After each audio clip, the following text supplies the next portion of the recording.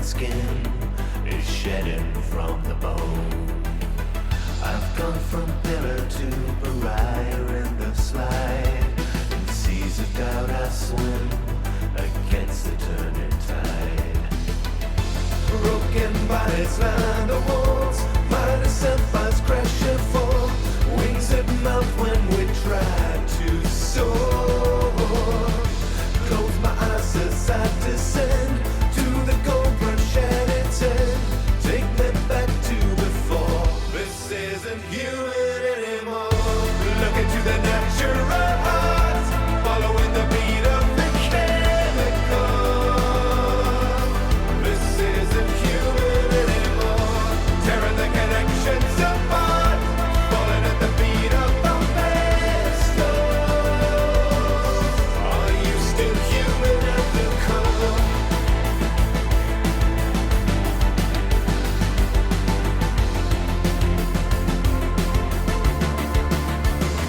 Pushing the reflex, pressure the defects, breaking down, it's inevitable. Spreading the ribbons, straining the limits, breaking down, it's inevitable. The ghosts of order dot the I until the three. I stalked the Trinity into conspiracy. They painted masterworks and set them all alight. The scars of persecution always harden into spite.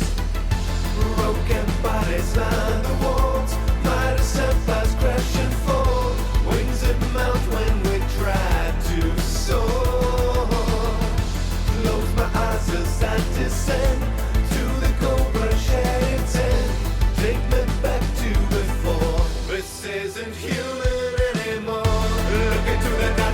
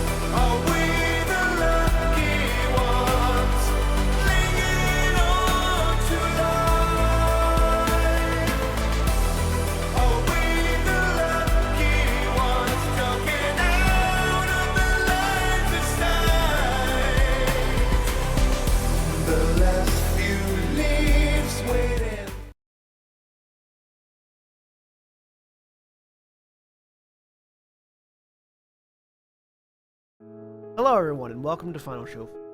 I'm John, the executive producer here, and I've just got a few pre-show notes for you. First of all, I want to let everybody know that our addresses have changed.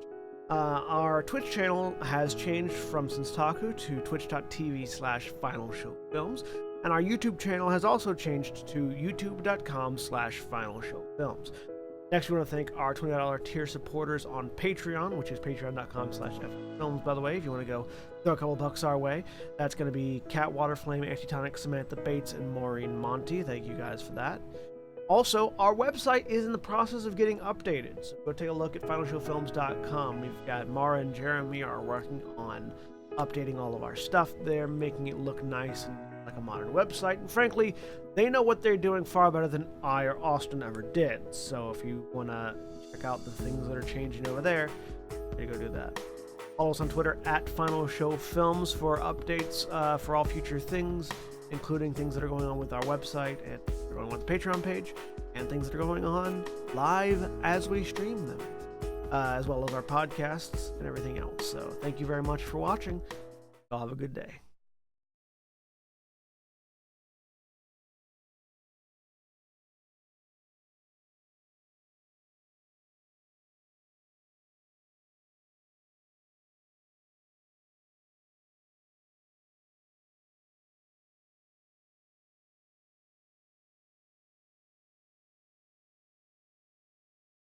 And we're live.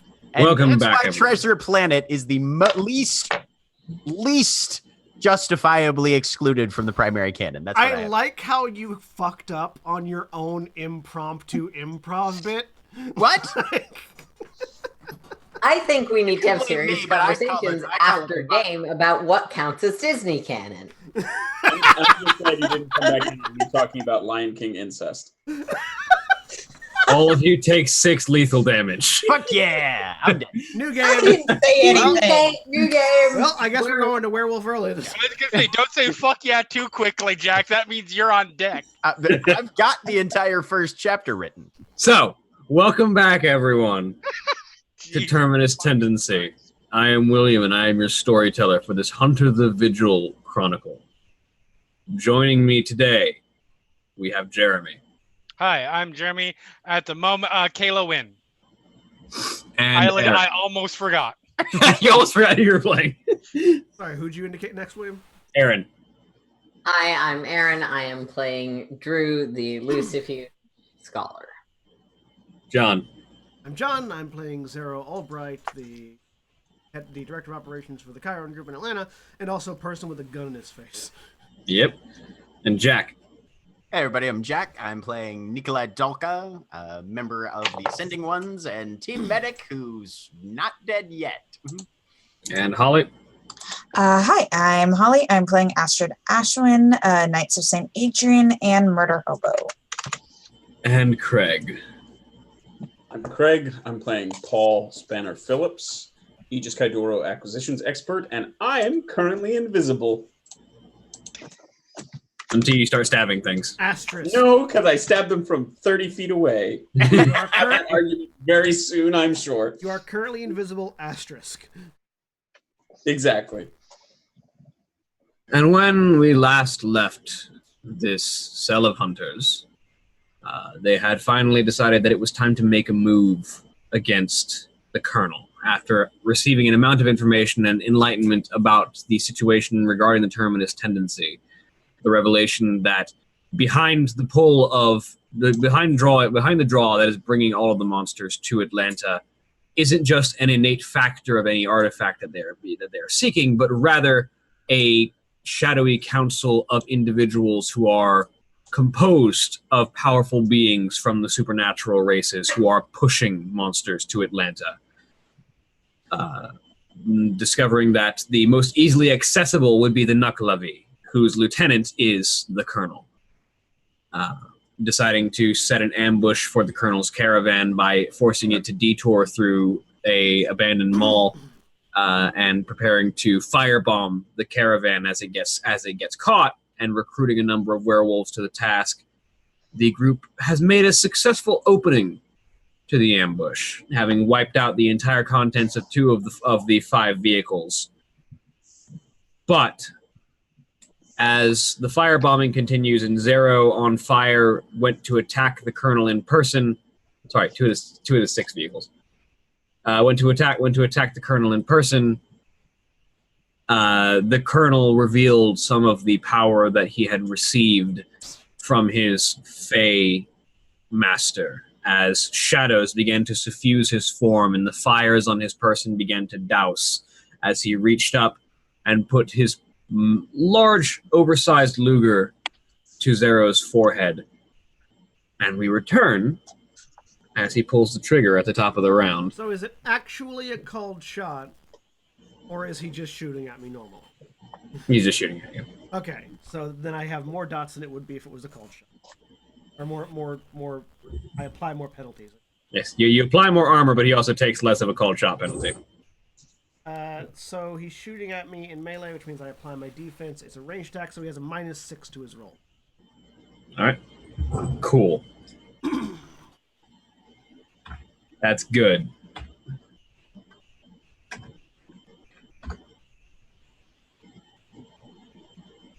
Take 4 lethal damage. Hey! That's not good. That's not great. for bashing damage, because bulletproof vest. You are wearing bulletproof armor. Yep, fun. And I forget if it counts like this for us or if that's only in werewolf, but is it 2 bashing is 1 block, or each bashing is 1 block by itself? Each bashing is 1 by itself. Okay. It's just the slash marks on the blocks as opposed to the X's. Yeah. It's just in some systems it's like 2 bashing is 1 block and 1. It's weird. Anyways, I've got 4. There are some abilities that will heal either 2 bashing or 1 lethal. Yeah, and that's You're thinking. So what you're thinking is when it goes down, when it fills up, and you take more bashing, you start filling them in as lethal. okay. Maybe it's Yeah. Anyways, I've taken 4 points of bashing. 4 points of bashing damage. That's not good. And then that brings us to the rest of these folks. Most of them are fighting the werewolves, but there's a number of them that are going to be taking pot shots at you guys. I'm behind a hedge. Astrid, you've got a few people that are going to try and attack you. Oh, yay.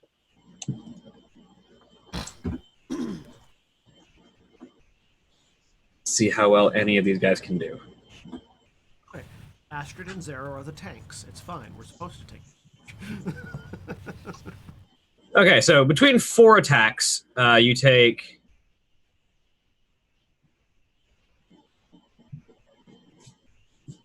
4 damage. That's a lot of attacks, though. Okay. And you're wearing bulletproof vest, so it is bashing damage rather than lethal damage. Okay.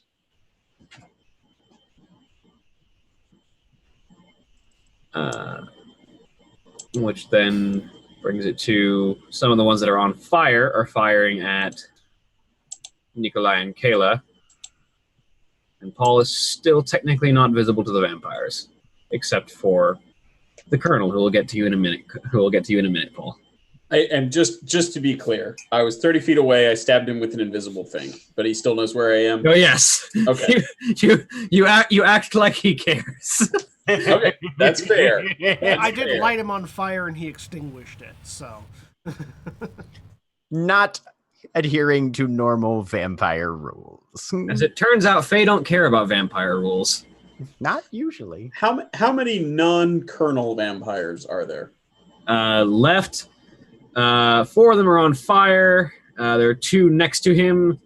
So there are 4, 8, 12. There are 14 vampires left. Well, no, correction. There are 4 vampires left. The rest are ghouls. Okay. Which these fellas in green are the the ones with the green and red are the vampires. The ones in just plain black are the ghouls. Okay, great. Thanks. Color coded for our convenience. And the big guy with the trench coat is the Colonel.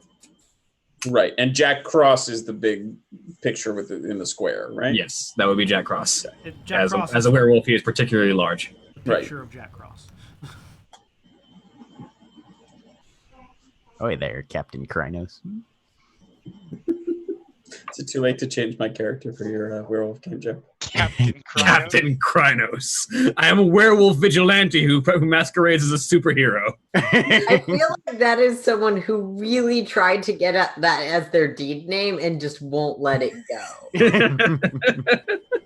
I mean, that would definitely constitute a reject. Oh, yeah, the fireworks have already started. Yeah. Okay. So the Bombardment begins. Nikolai, you take 2 points of bashing damage as a shot grazes you. Son of a bitch. Kayla, what's your armor at? I think 2. Okay, so it was exactly the same. Or was it 3? 2/3. That's 3. You have, yeah. The right number should be ballistic. Right. So yeah, exactly the same. You take 1 point of bashing damage. Pa. Drew, it had been assumed that you are present but staying back. If you want to go ahead and roll initiative. Yes. Also, we discussed this before last week, but can you remind?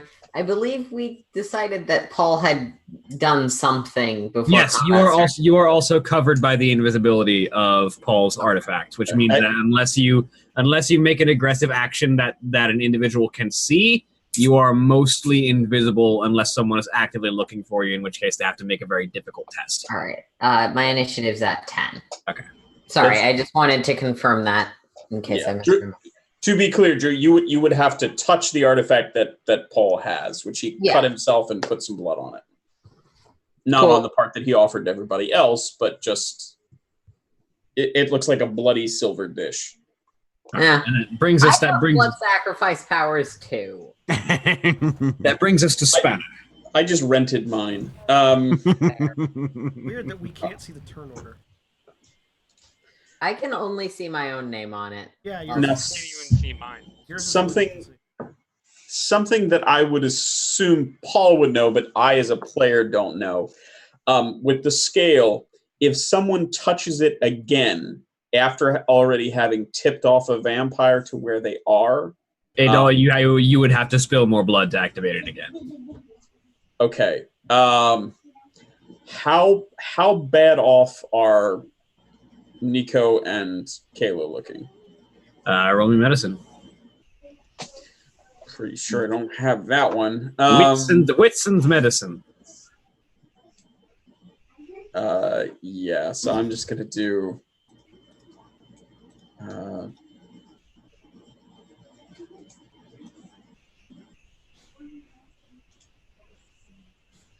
just a chance roll with wits, I guess. Sure.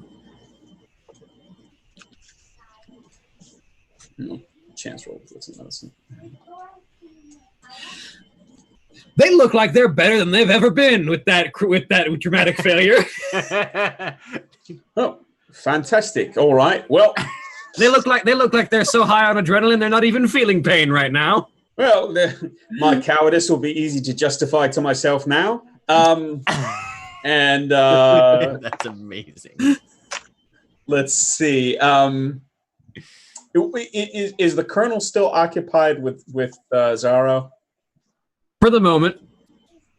What is the vampire beside Zaro doing?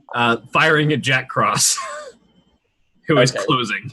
What is the ghoul doing that's standing beside the Colonel? Also firing at Jack Cross. Also being on fire. Okay. And this other group of on fire people are the ones that are firing at Nico and Kayla? And Nico and Kayla, yeah. All right. And Astrid, how does Astrid look? She's okay. Astrid's probably fine. She hurt some, but she's okay. Okay. Yeah, then I think I'm going to try to attack the Colonel again. How did I lose track of Colleen's token? I also don't it's see not Astrid. on the map. That's probably how. Astrid's right over her. Okay. Oh, he is? Okay. Okay. Yeah, I will make another attack roll then. Am I still hunkered down behind I think I was behind a car. There we go. Yeah. Okay.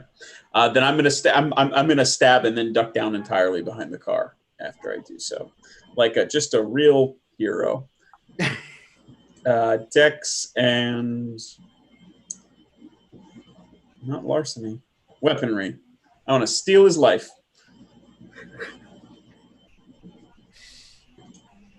A larceny attack means you steal his heart. 0 successes. So You're still on chance roll for that. Is why Oh. it didn't actually roll the dice pool. Oh, okay. You'll have to change that to attack. Thank roll. God. Okay, yeah, I'm putting it back. And you know what? I'm actually going to use a willpower for this, if I may. go ahead. Out of 3. And you're attacking who? The Colonel. Okay. With the Doru talisman. 6 damage. So you thrust your hand forward in a thrusting motion with the talisman in your palm, and the heavy slash appears across the body of the Colonel, but all that pours out is just this raw, diffuse shadow that begins to leak out of the gash in his body. That looks about normal for a vampire, to the best of my knowledge. All right, and then I'm going to duck down and just crouch. Before you duck down, you see him look down at the gash and then look up and lock eyes with you. Okay, so I think probably from his perspective, he sees a middle-aged British man like, oh fuck.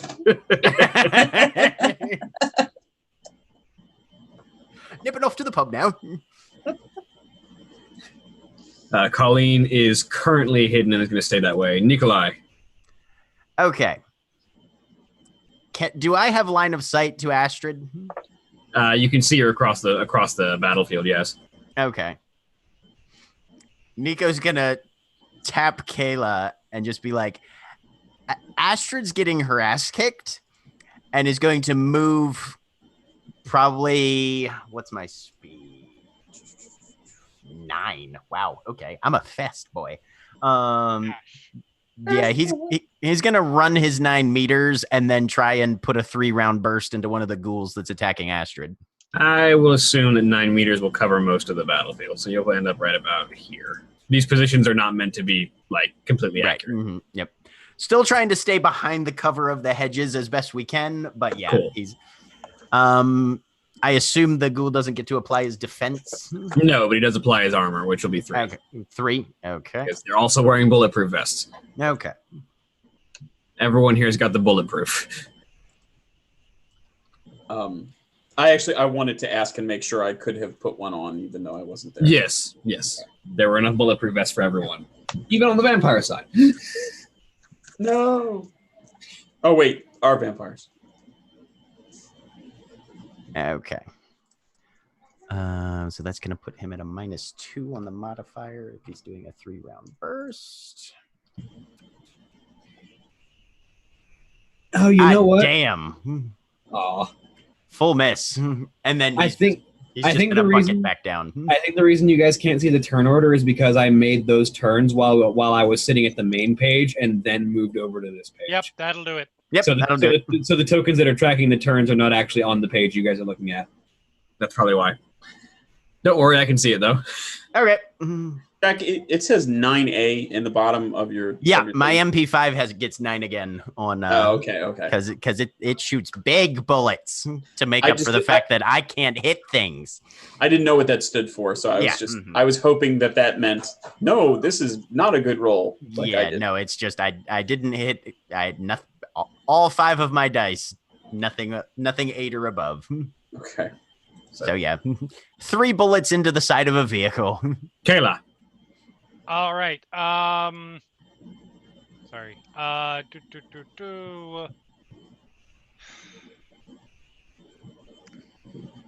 Yeah, there are a lot. I feel like it's probably best to follow suit because, man, that's a lot of uglies over there.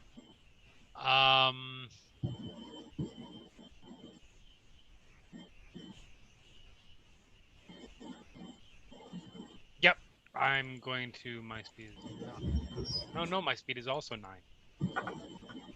Where are you? Nico is right here. Okay. Seems about legit. Yep. Ah!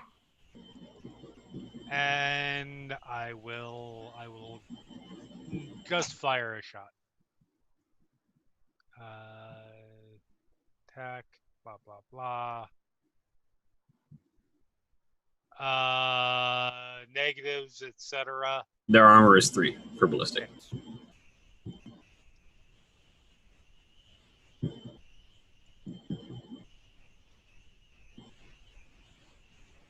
One. I hit. It's a damage. I did some damage. The hilarious thing is the one that you hit was the one that Ashford had been pounding on, so he actually dies. Yay!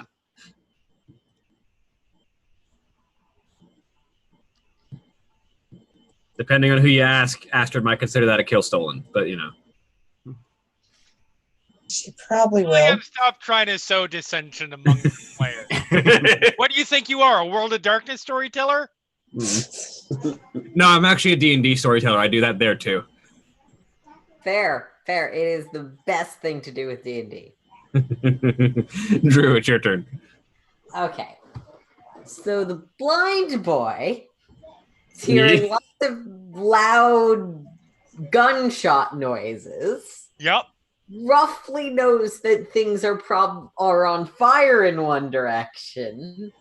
Has anyone said aloud the Colonel being not fired? Or, I don't think anyone's had the time to information everyone has. Yeah, I don't think anyone's had the time to communicate that one, no. Cool. I mean, yeah, in that case I can't do anything about that. Because that literally just happened at the top of this round. Yeah, I don't. Also, On Fire in One Direction is the name of my Zayn Malik cover band. I figured, probably. The thing is, every time I use my ranged attack, I have to spend willpower, and I kind of want to save my willpower for when this fight gets particularly rough. You have Molotovs. I have Molotovs? No one told me I had Molotovs. And I also, made sure the blind person Molotov. I made sure That's my bigger concern. Nico made sure that everybody had at least 2 Molotovs. Oh my god. Unless you would have refused them, you have at least 2 Molotovs. I feel like I would have just rolled my eyes and taken them. But no, I'm not going to throw Molotovs because I would just be throwing them at a random direction and possibly injuring allies. I support this. Not yet. We're not that desperate yet. Also, I have a penalty to that, and I'm not good at it in the first place. I am now inspired by this concept. I am going to play Junkrat without my glasses on at some point. Having played a lot of Overwatch without my glasses on, actually not as hard because you're blonde firing anyway. Right. You're just going by whether or not the screen lights up with a little you did hit, you didn't hit. Mm-hmm. I'm invisible. I'm going to have my Hell Dog take a look at the battlefield and report back to me. Gonna use my action to look through my familiar's eyes because I can do that. Yep. I guess. I mean, looking through the eyes of your familiar, you see things going to hell, essentially. Okay. You see the shadow that is pouring off of the Colonel. You see that raw darkness that is pouring out of him, which you're a little bit more familiar with monsters than most. You know, that's not a vampire thing. That's not supposed to be a vampire thing, at least not that you've ever seen. We all know about the, Yeah, him being a lieutenant of a Fae, yeah. Okay. Did anyone bring cold iron? What? Screams the air because invisible. Yeah. I did. Well, we can But I all have see you. to It's only swap my vampires. knife. Oh, Yeah, sorry. supernatural creatures are unable to see you. Yeah. Okay. So Drew, still probably hiding. I'll move closer to Colleen, I guess. Mhm. I don't know if you want us to. Yeah. Sorry. Yep. Yeah. That's my go. All right. Friendly vampires. Archer is going to run over here and join his sister.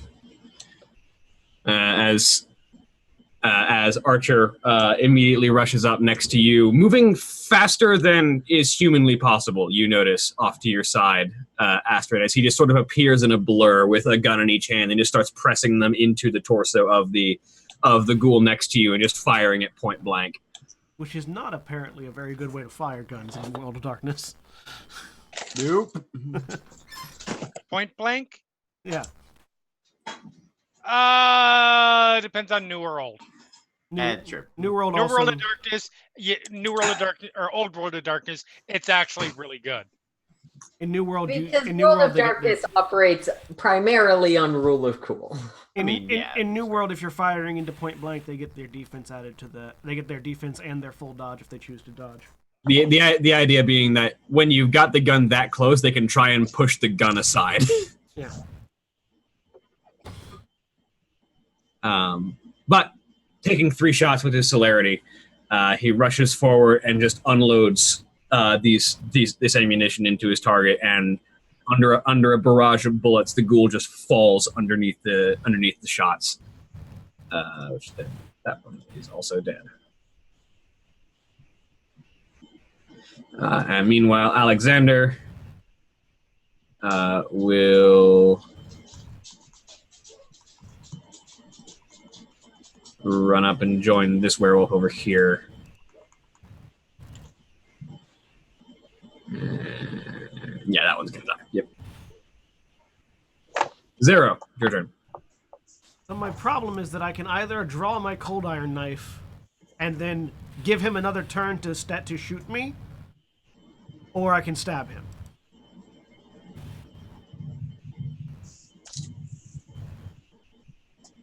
Because I also had the feeling that maybe the cold iron knife would be a better option here, but that requires me to take a turn of doing nothing while in front of him. This is your decision. Question. Yes. This is a stupid question, and the answer, and it probably doesn't work, but I might as well ask. Mm-hmm. I have the archery fighting style, which 2 dots says with 2 dots gives you the rapid knock ability, which allows you to reload a bow as a reflexive action rather than as a full action. The implication there being that you can draw an arrow from a quiver as a reflexive action. You cannot draw your cold iron knife as a reflexive action and knock it into your bow. No. Could I draw a cold iron arrow as a reflexive action and stab him with the arrow? Sure. But you're going to be taking a penalty because it's not actually a knife. No, I know it's not actually a knife. You'll be taking we'll say -2 to the dice pool because you're trying to stab someone with an arrow. I'm just trying to see if the cold iron actually has any substantial effect or not. So That's fair. I was making an entire guess. well, no, Zero was also on that line of thought. The thing is that I have my cold iron knife on me, but it's an action to draw the knife. So, so I'm -2. You said? Yeah, -2 to the pool. Does it still Which qualify then- as a knife for my specializations? Same basic shanking motion, so sure. Okay. But then also his defense is currently 7.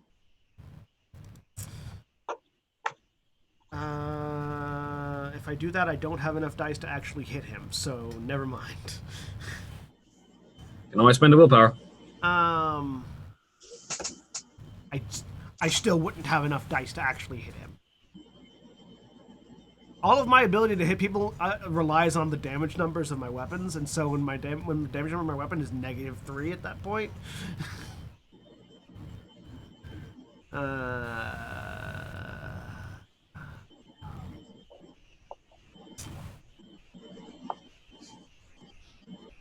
So what you're saying is you're relying on your tools rather than your skills. The the combination of my tools and skills. Thank you very much.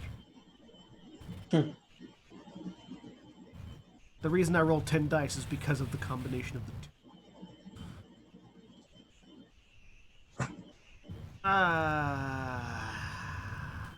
At least you have combat capability, which some of us really don't.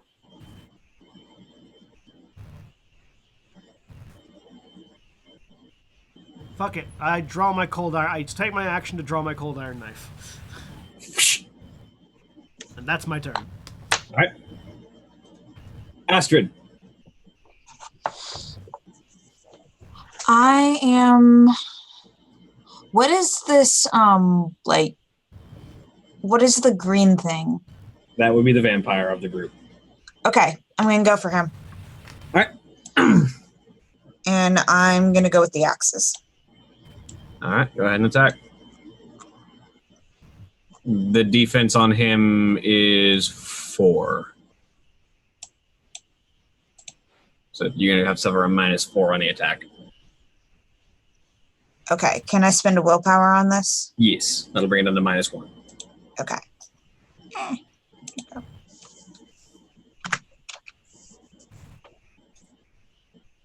4 damage. Nice. Watch. I had to do one of my Duolingo lessons right here between turns, because by the time the stream ends, it's the next day for me, and thus I would lose my streak on Duolingo. So you rush up and deal 4 lethal damage as you bring your axes in and just dig into the side of the vampire, and the axe bites deep, and he kind of recoils from the blow.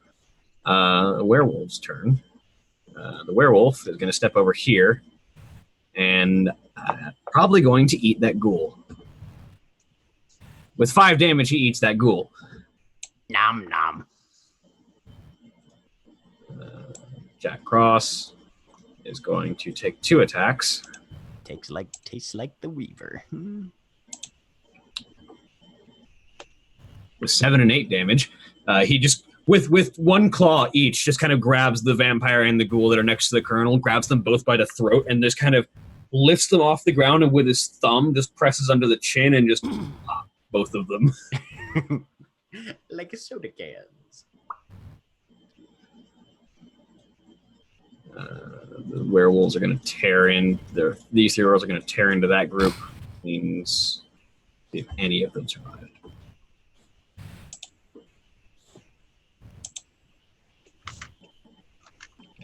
One of them doesn't die.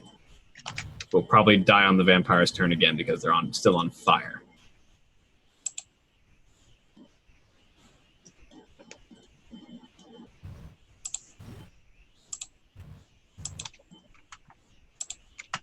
He dies.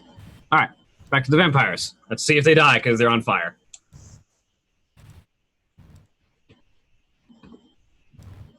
Yeah, the last guy in that group over there dies. This vampire is on fire.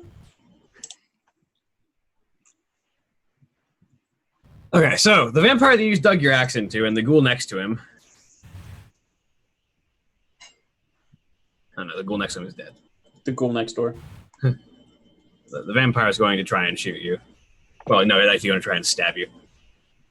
With his claws. Yes, you, Astrid. He's going to try and use his claws on you.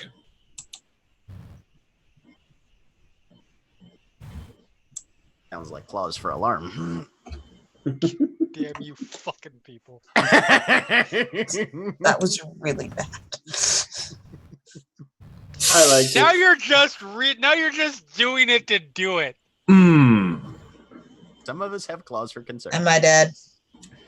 That is 5 points of lethal damage. Yeah.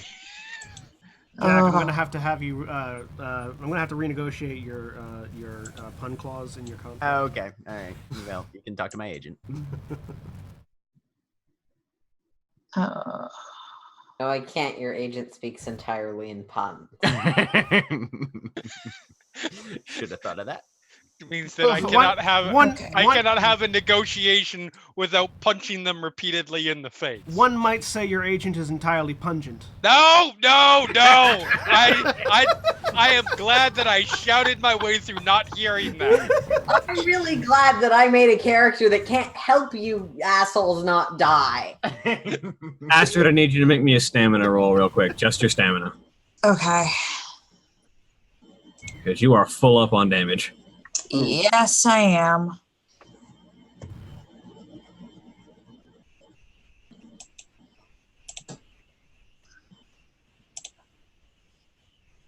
That didn't roll any Oh. dice. Hold on. Sorry, had it on the wrong one. Still didn't roll any dice. What am I doing wrong? Hang on. Do you not have any stamina? There you I go. have Try now. stamina. Okay, thank you. Oh wait, no. Ignore that wound penalty. Yeah, I was gonna say it shouldn't have the wound penalty. Just roll it again. Add 3. Okay.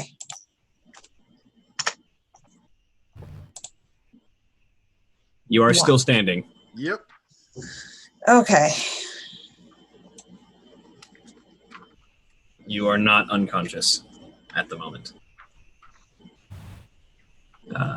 Which then brings it back to the Colonel is going to come at you, Zero. All right. Still has a -6 to his attack because he's the only person that's attacked me. Yep. As he looks over at you with the pistol still raised and prepares to pull the trigger, his other hand just kind of reaches down and grabs some of that diffuse shadow that's bleeding out of him, and it sort of coagulates and form a ball in his hand, and he brings it up with his offhand and throws it towards the bush where Spanner is trying, or towards the car where Spanner is trying to hide. So first off, his attack against you.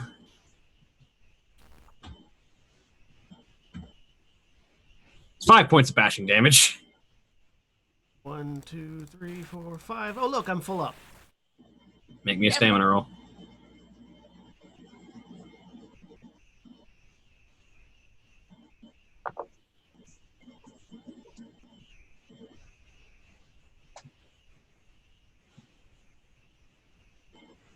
You are not collapsed.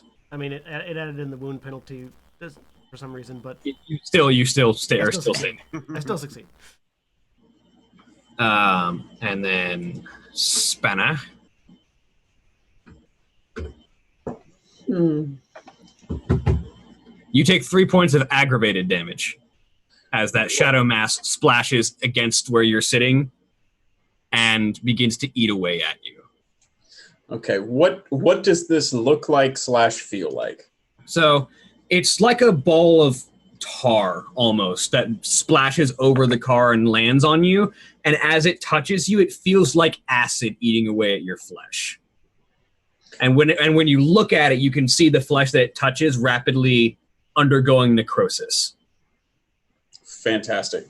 Paul is actually probably halfway through a text to the labyrinth saying, "Scale of Scylla doesn't seem to..." Oh, God! I was really hoping that you wanted to know what it felt like so you could scream appropriately, and my prayers have been answered. I'm method. What can I say? How do I mark aggravated? Dear Lord. There's a third step of damage. The one slash is for bashing, the crossed X is for lethal, and then there's a third one with a vertical line for aggravated. Yeah. Okay. So I have 1 lethal and 3 aggravated now. Yep. Okay. Not taking penalties yet, but We are. And now it's your turn. is it physical at all? Like, does it feel like I could get it off? Possibly. It sort of feels like tar on your skin that's slowly rotting you. Jesus Christ. Yeah, I think that's my action. I think he rips off his coat and starts trying to use it to get it off as much of himself as possible. All right, so you take your action and you wipe it off of your body and you manage to get it off and throw the coat down. And as you look, the coat rapidly deteriorates as it soaks in this black mass.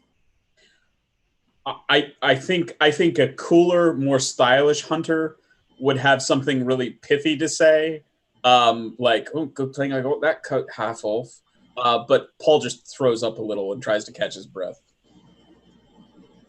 And even though you've gotten the tar off, there's still like a black spot on your arm where like that part of your arm has literally just died. Okay. Because the rest of the crew is very upset with you. And Exactly. And so Colleen, I'm at the Benbow Inn. yep. The Hispaniola's laying at anchor.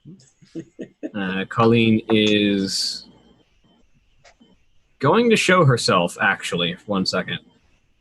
God damn it! As whatever magic she had been using to hide herself drops for a minute as she brings her hands together, and again you see that crackling energy forming between her palms as she hurls the blast towards the vampire that just opened fire on Astrid. Colleen is the Trico of this campaign. With 0 successes, though, it flies Guardian. wide. Okay. With zero successes, it flies a little bit wide. And does not manage to You were impact. making a League of Legends reference and was trying to figure out when you ever played League of Legends. No, Trico, the last Guardian, the fluff monster that I've done terribly what it was supposed to be. The giant bird dog thing. Yes. Yes, John knows what I'm talking about. Nikolai. Yeah. Nico's watching everything go to shit and is very concerned and decides, fuck it. Fire's not working. Whatever Paul's doing isn't working. Maybe an H&K will work. And he's going to shoot the Colonel. So and he's going to spend a willpower. What's the Colonel's armor? 4 for ballistics. And you are actually still going to have to add half of his defense, which will make it... That'll make it 6 total. All right. Well, I'll spend a willpower to drop that to 3.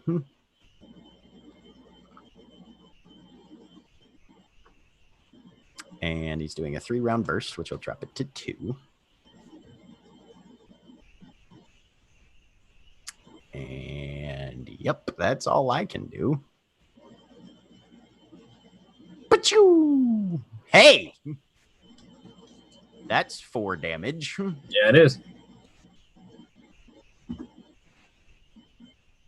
As you unload the HEK, the bullets dig into his side, and you can see the impact like hits him like a series of punches as his body sort of flexes under the impact of the bullets.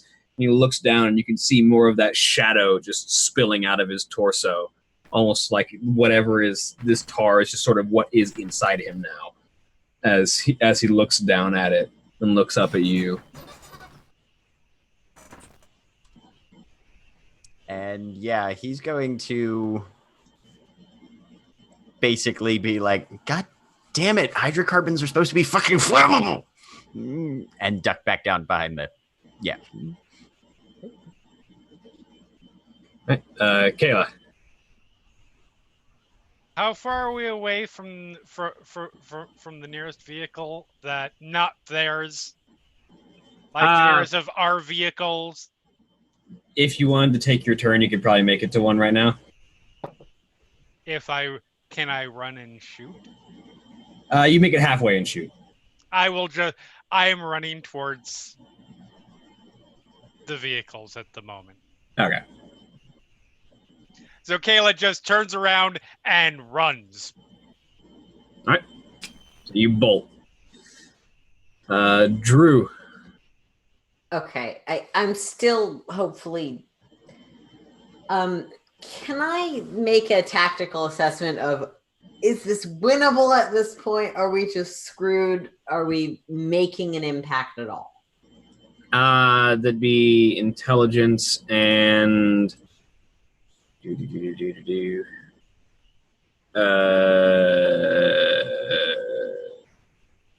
We'll call it wits and intelligence. All right. Can I spend a willpower? Yeah. I'm gonna spend that.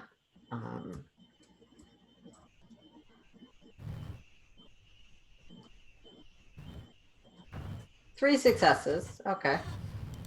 So you have whittled down the numbers to the point that you now drastically outnumber the enemy forces. The enemy vampires and ghouls are certainly dying. The Colonel has taken a lot of damage. You're not certain what his threshold is to actually being stopped, but he's definitely able to take damage. It will likely be painful and costly, but you do seem to have the upper hand. It might be a Pyrrhic victory, it might be a grinding victory, but victory seems like the more likely outcome at the moment. Okay.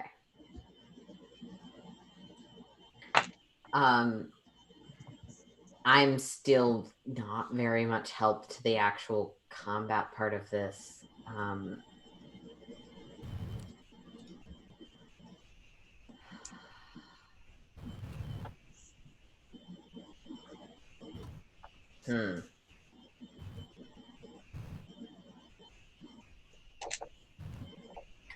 And everyone's still up?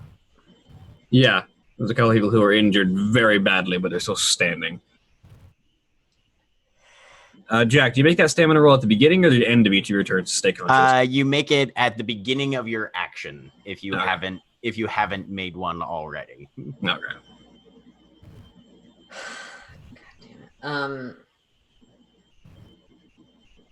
Okay. You know what? Fuck it. Can I get a beat on where the Colonel is without using Crowley? Or no?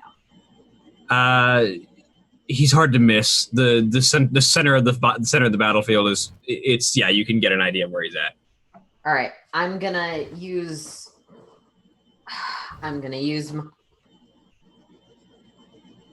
Your Hellfire. I'm gonna use my Hellfire. I'm gonna aggravate it, which. So you take one act. Okay. Do I know if that would matter? You do know that normal fire does not seem to have effectiveness on him. You do know that your Hellfire, if you aggravate it, it doesn't care if they care about fire.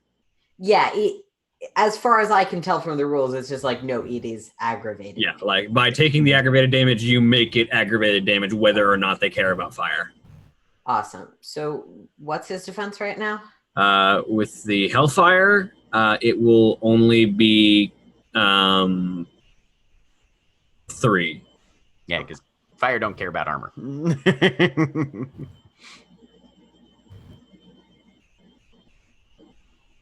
1 success. Yeah. So I take a point of aggravated. And he takes a point of aggravated. Yep. As that Hellfire, as your eyes flare and the areas around your eyes scorch him for a moment, that fire blasts out from you and slams into his torso. He reacts to that a lot more than any of the bullets as the fire crashes across him, and you see the tar. Well, you don't, but everyone else sees the tar scatter across his body as he turns and reacts to that hit like he's just been sucker punched. And he sort of brings a hand up to where it's scorched across his chest. Oh, that's my go. Friendly vampires.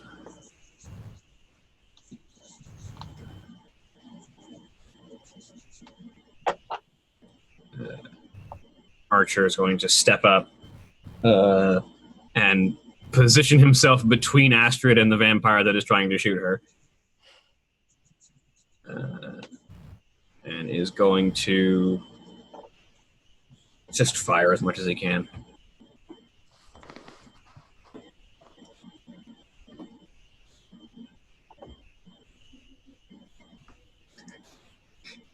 A series of small wounds as he makes 1, 1, 1, 1, 1.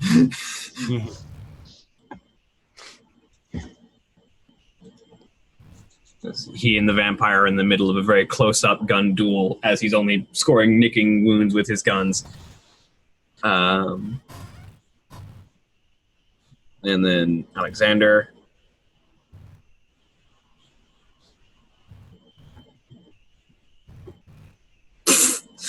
It sort of slides up next to the vampire that's with him and the werewolf, and just kind of slides up behind the other vampire, grabs him by the neck, and just snaps. And the other vampire just collapses. 0. Can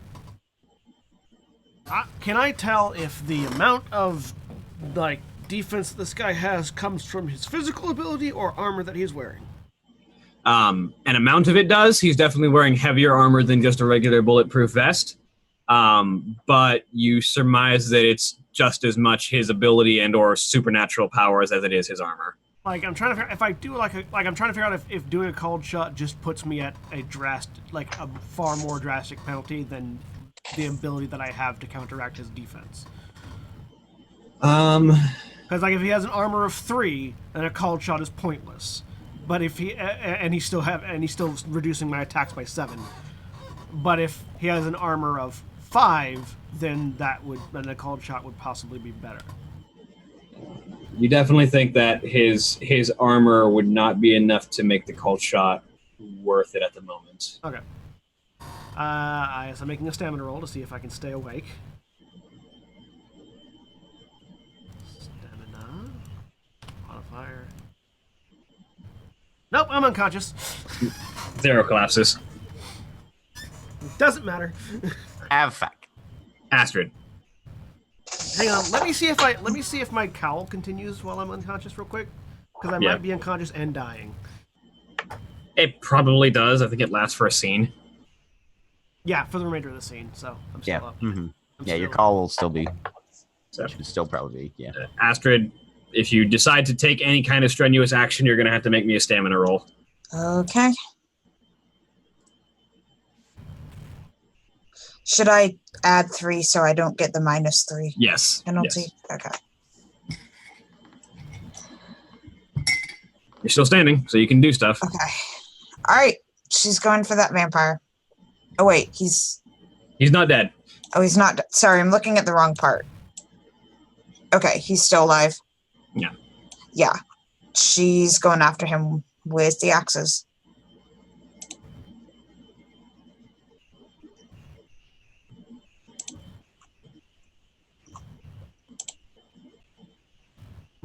Lucifuge. Let me look at what Lucifuge. And 0 successes. Wow, you still had a decent number of dice, too. Yep. Yep. And that brings it back to the werewolves. Or Task Force Valkyrie. I just come in with like an army. You rolling a new character? I am unconscious on fire in the middle of vampires. Unconscious in one of our games. Yeah, I am unconscious Especially on fire. any of the alcoholics. I count myself among them. I was just double checking. I'm not saying you shouldn't be. I was just double checking. As the werewolves lay into what's left. That last remaining ghoul goes down. Werewolves have to close. But not as fast as you guys are.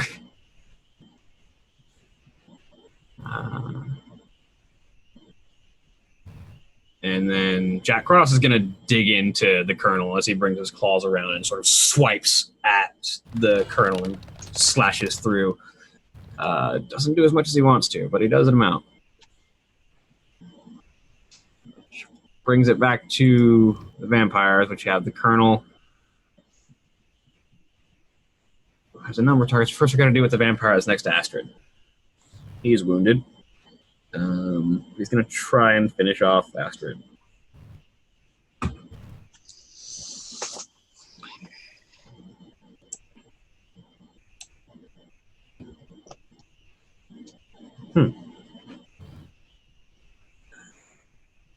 You know what? Archer needs to make me a willpower roll real quick.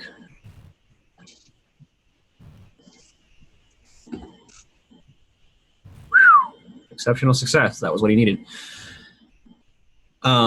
So, Astrid. Yeah.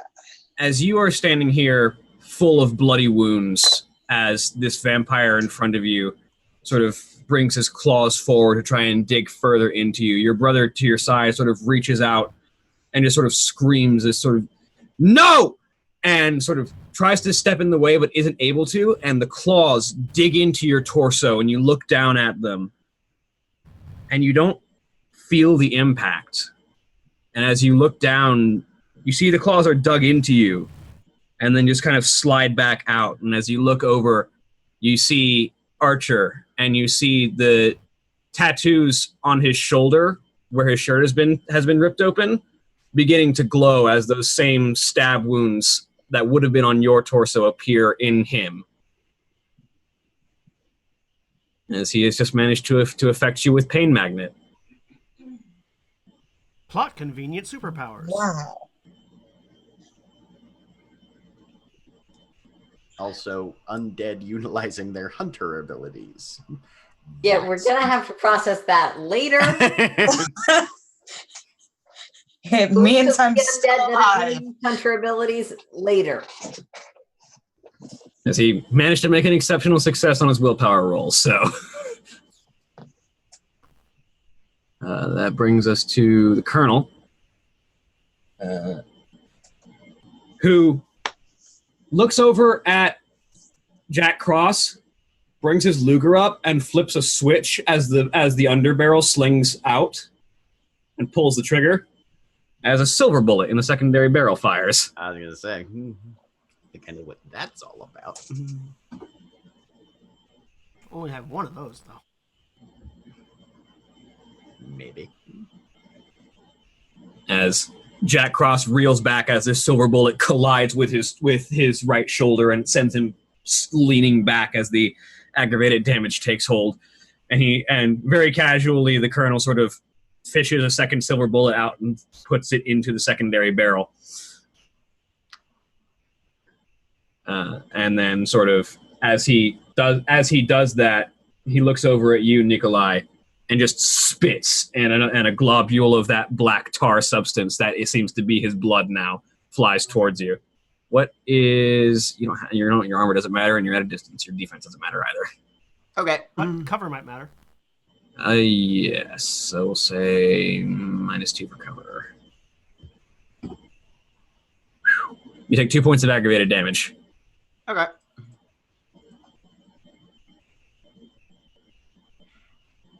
Ow! Fuck! You Spanner.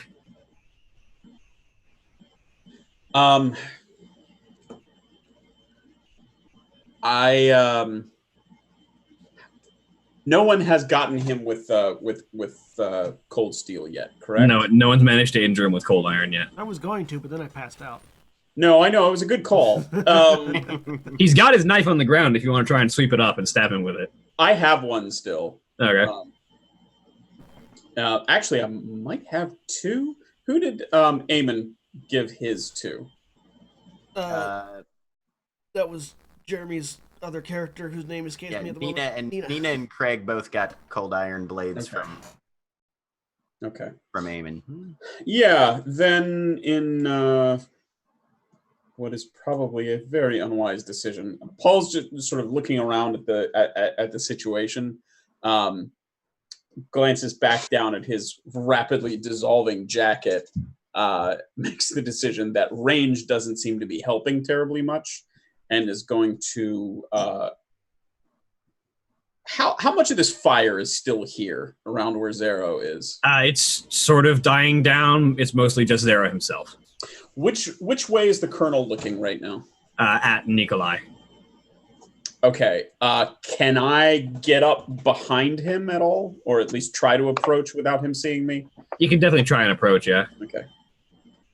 All right. I'm going to try to do that, and then I would like to try to stab him. So is that two separate actions? You can move up and try and stab. Yeah. Okay. Do I roll stealth? Go ahead. Let's see if you manage to avoid his notice. I mean, if you're attacking him from behind, you'll get a bump anyway, generally. But yeah. Paul's just gonna do a fast, quiet walk. Dex and stealth. Yep. Okay. And it is not dark. No, there's a lot of fire all over the place. Yeah, I'm just wondering if I get my moving in darkness specialty. not quite.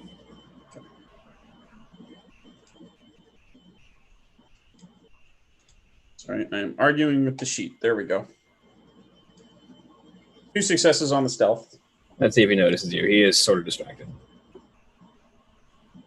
He only got 1 success, so he doesn't get to apply his defense because he's not aware you're there. Okay. And as he runs up with the dagger in hand, I will try to hit him with the dagger. Any bonuses from being unseen and behind? I believe Jack. Do you know the flank attack bump off the top of your head? Let me check. I will know. I do know his armor is going to be 3. So unless you're trying to call shot to a place that isn't his armor, What isn't armored on him that I missed? his head. Can I try to cut his throat? Yeah. Okay. Yeah, I'll do a called shot and I'll use willpower. Okay. So with the called shot and the willpower, it'll put you at just a -1, which might get negated by the flanking bonus. So we'll see that in a second. Okay. Matter of fact, let's see if I can find it real quick. Yeah, it's in here somewhere, but I'm missing the page.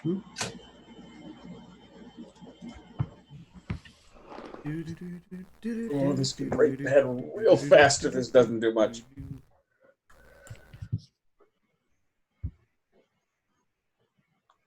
+1 attack die when flanking or rearing. So Yeah. So that'll make it a flat roll. Woof. 2 damage. And that's going to be aggravated damage. As you sort of slide up to him as he's looking over at Nikolai, he's looking at Nikolai with a gun trained on the werewolf, and you sort of thread the needle between the two. So you just got his neck exposed as he's looking this way with his arm pointed that way. And so you just sort of reach up with the dagger in your hands and just drive down into the neck right there. And he immediately has this visceral reaction as the cold iron digs into his neck, and he sort of rears back and hisses. And then his eyes immediately lock on you. Oh boy. Am I still holding the dagger, at least? Yeah. Yeah. Does it cause any change with the shadow that's pouring out of him, or is that still about the same? As you drive it in, you see that where the dagger digs into his torso, the shadow sort of, while the tar still leaks out of the wound, the shadow that was sort of suffusing him sort of bursts away from that impact point like it was blown by a strong wind. Okay. Seeing that, Paul will shout back, "Cold iron, then fire!" If I'm understanding you correctly, William, that it seems like that would be a reasonable idea that you might gather. Okay. All right. Can I pull the knife back? No. You know what? I'm going to leave it in. All right. I'm going to leave it in, but let it go. All right. So you leave it in him. Anything else? I believe that's going to be your turn, actually. Colleen. Yeah, I would like to run away, but I think I'm done. Colleen, hearing your shout, will look over and sort of focus on him for a minute. Let's see if she can light him on fire. 2 successes. His body bursts into flames from the force of her magic, and it does seem to start taking as he starts to ignite, and he's not enjoying it. Nico. I heard fire, so he doesn't have any armor on his head, you said? Nope. Okay, called shot to the head, 3-round burst. Let's light this fucker up. Oh, thank God. I thought you were going to throw a Molotov at us. No. He's got a gun. So he just gets his defense and the called shot penalty, or I mean half his defense and the called shot penalty? He gets half his defense, which will be 2. 2, so that's 5. I'll spend a willpower so that I'm just at the -2 then.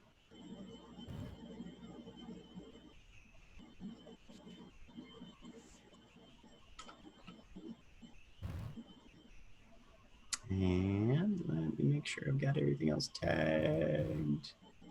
Oh, actually, I'll just be at -1 because I've been doing a 3-round burst. There we go. Jesus. 3 damage to his fucking head.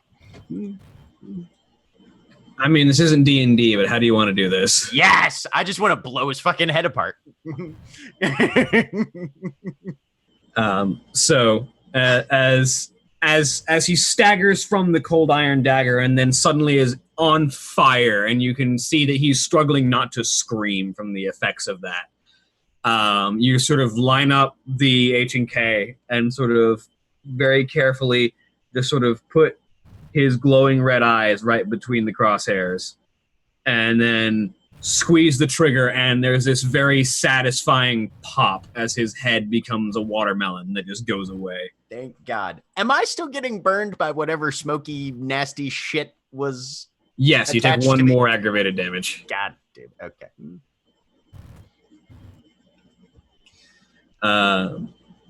Kayla, you are at a vehicle.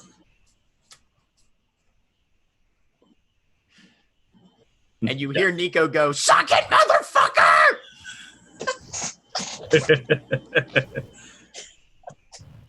At this point, I prepare the vehicle to get us out of here because there is nothing I can do. All right. Drew. I really don't feel like burning myself alive for random scrubs that everyone else has a much easier time wiping up.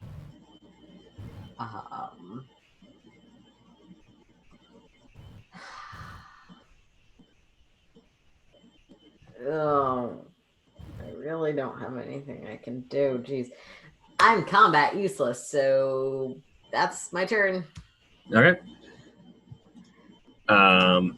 Archer is going to unload some bullets. Yeah. Okay. Much better shot. Much better shooting this time. He finishes off the last of the vampires, which takes us out of combat. Okay, Nico's shunting this acid shit off of himself and going to Zero to see if he can stabilize him. All right. It literally just takes a moment to get the acid off of you with something like you just wipe it down and toss it aside, and it's and whatever you wipe it up with starts to rapidly decay. But you run over to Zero and go ahead and put the fire out. Roll me wits and medicine. Wits and medicine. I'm spending another willpower on this one. You gonna be all right? Paul is standing right next to Zero as you run up. I literally just got here.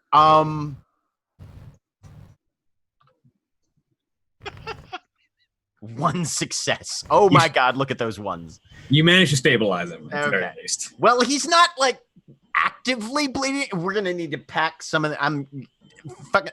Can you grab me my bag? I left it by the other 13 Molotovs behind that bush. Literally all the damage I've taken has been bashing damage. By the way, Yeah. I have no lethal damage. You got skin grown over your face and shit. I don't even know if you're breathing under there. I'm having to like actively figure that out right now. I feel like Drew is probably closest to the bushes because he stayed back. So very carefully feeling for it, trying not to knock over any Molotovs. Yeah, see, you find the medical bag.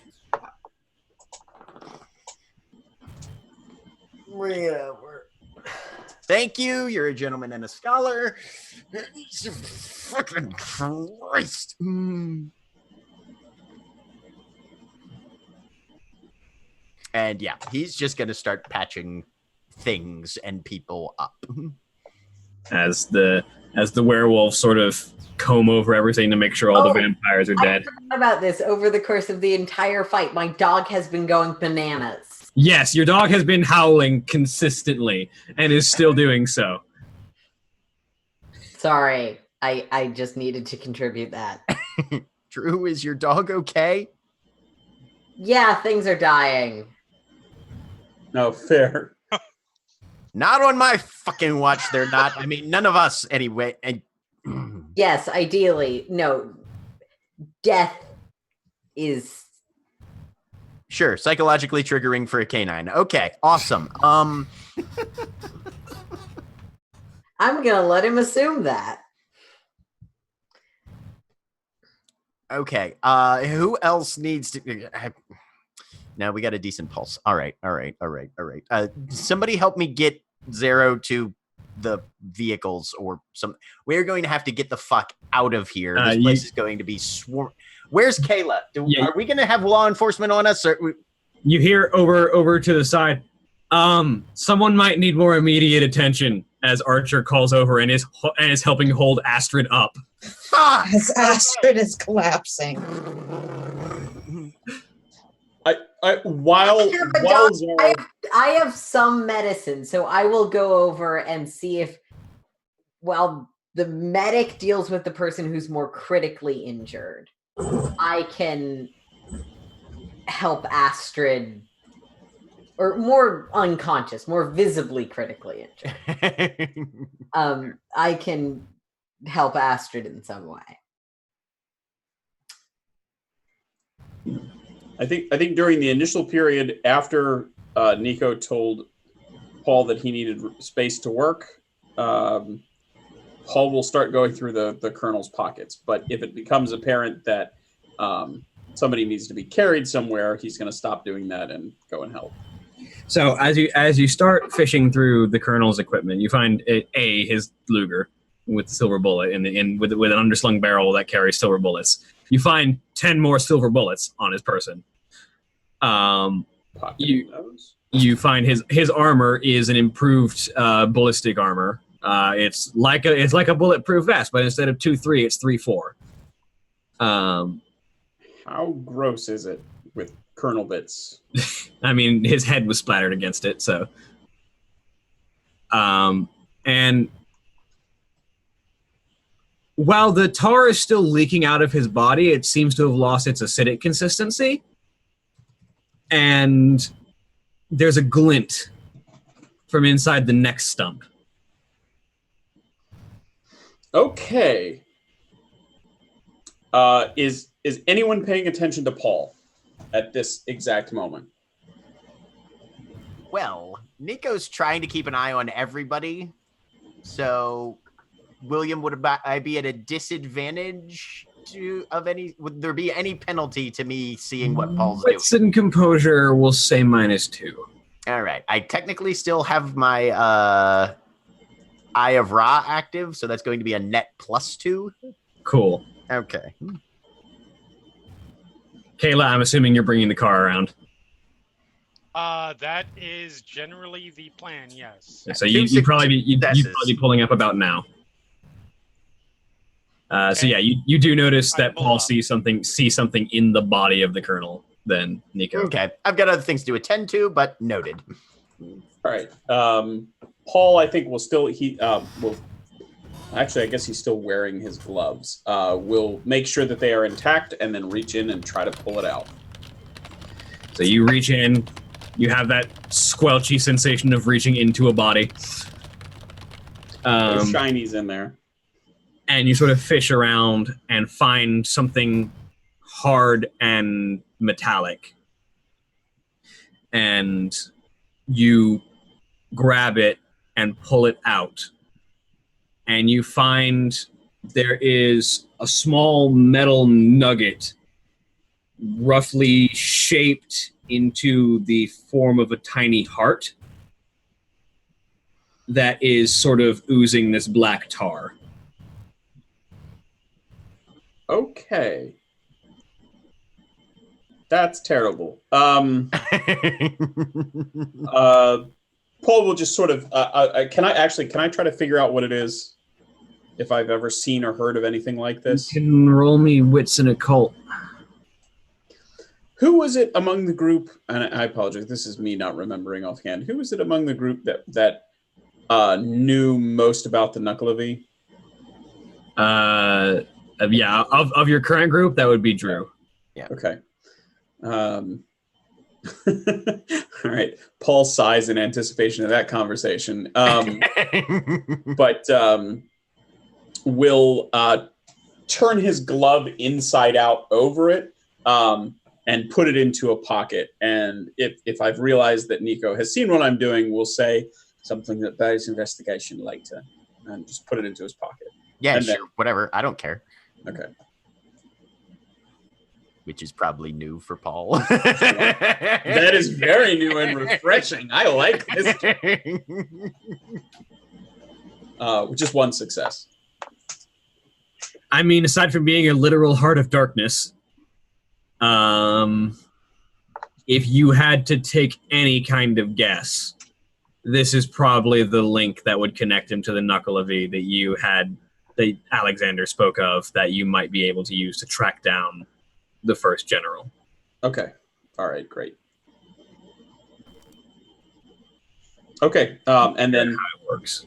That search done, or whenever the need presents itself, Paul will then start pitching in with actually moving people and bodies around and getting Trying to ready. give Astrid some emergency medical assistance. You can go ahead and roll me wits and medicine as well to help out Nico, because Nico's also trying with that. Yep. Damn it, it's not intelligence and medicine. I'm worse at things that aren't intelligence related. It's not fair. I'm decent at this. It's just that. Okay, there we go. I wake up. And Never mind. I'm not very helpful. So- Sorry. Kayla's pulled up and is sort of helping everyone get people inside the... I didn't say I was helping everyone get Okay. inside. I merely said that I pulled up. Okay, so you Thank pulled you up. very much. What are you up to then? Helping everybody get inside. Just don't assume. Kayla was going to slit Zero's throat and then throw him inside. No. No. This is Kayla, Not Nina. not Nina. Nina's like, they're easier to get inside if they're in pieces. Come on, guys. So Kayla helps get the unconscious people and the very injured people inside the vehicle. Yeah, Nico. Can Nico do a wits and medicine for Astrid as well? That you already had. So that was what the 2 successes was. Oh no, I did no. Oh, that was with the composure. Sorry. Yeah. Go ahead. Yeah, the intelligence in medicine was me trying to get an idea on what was going on with Paul while he was like making sure that Paul wasn't doing anything dumb with corpses.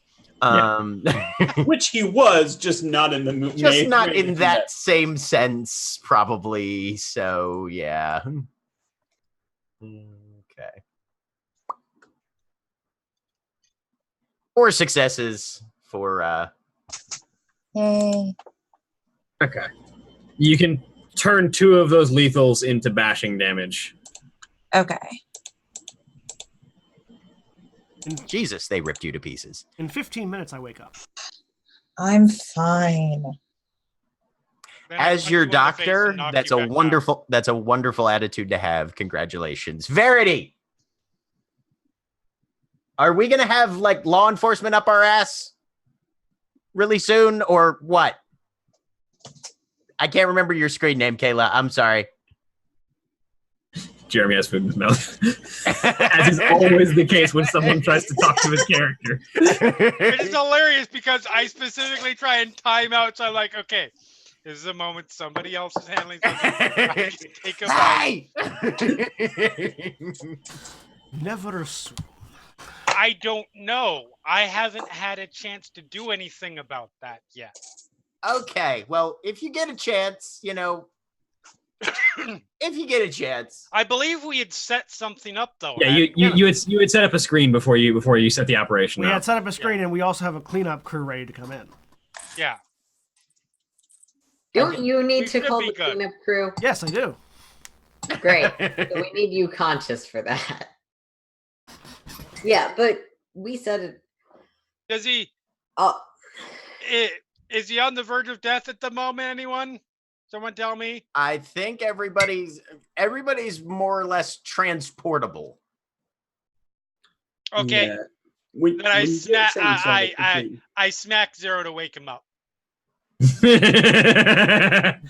GM, does that work? Sure. All right. just like full on right across the face. Then that slow Terminator turn. Morning, sunshine. As the cowl You need recedes. to call a crew. Reach into my vest, or reach into my coat. Hit pull out a pager. Hit a button. We That's need not someone to melted. tell the werewolves. No. Neat. Remember Sorry. my entire outfit was coated in the fire jet. What was that, Aaron? I was trying to. Do we need someone to tell the werewolves that our cleanup crew's showing up pretty soon? I can take care of that. That's a good idea. Sure. Cool. Yeah, I'll go over to Jack. Gather my knives. Jack is nursing a silver bullet wound in his shoulder. I'll shove the silver bullets deeper into my pocket, and then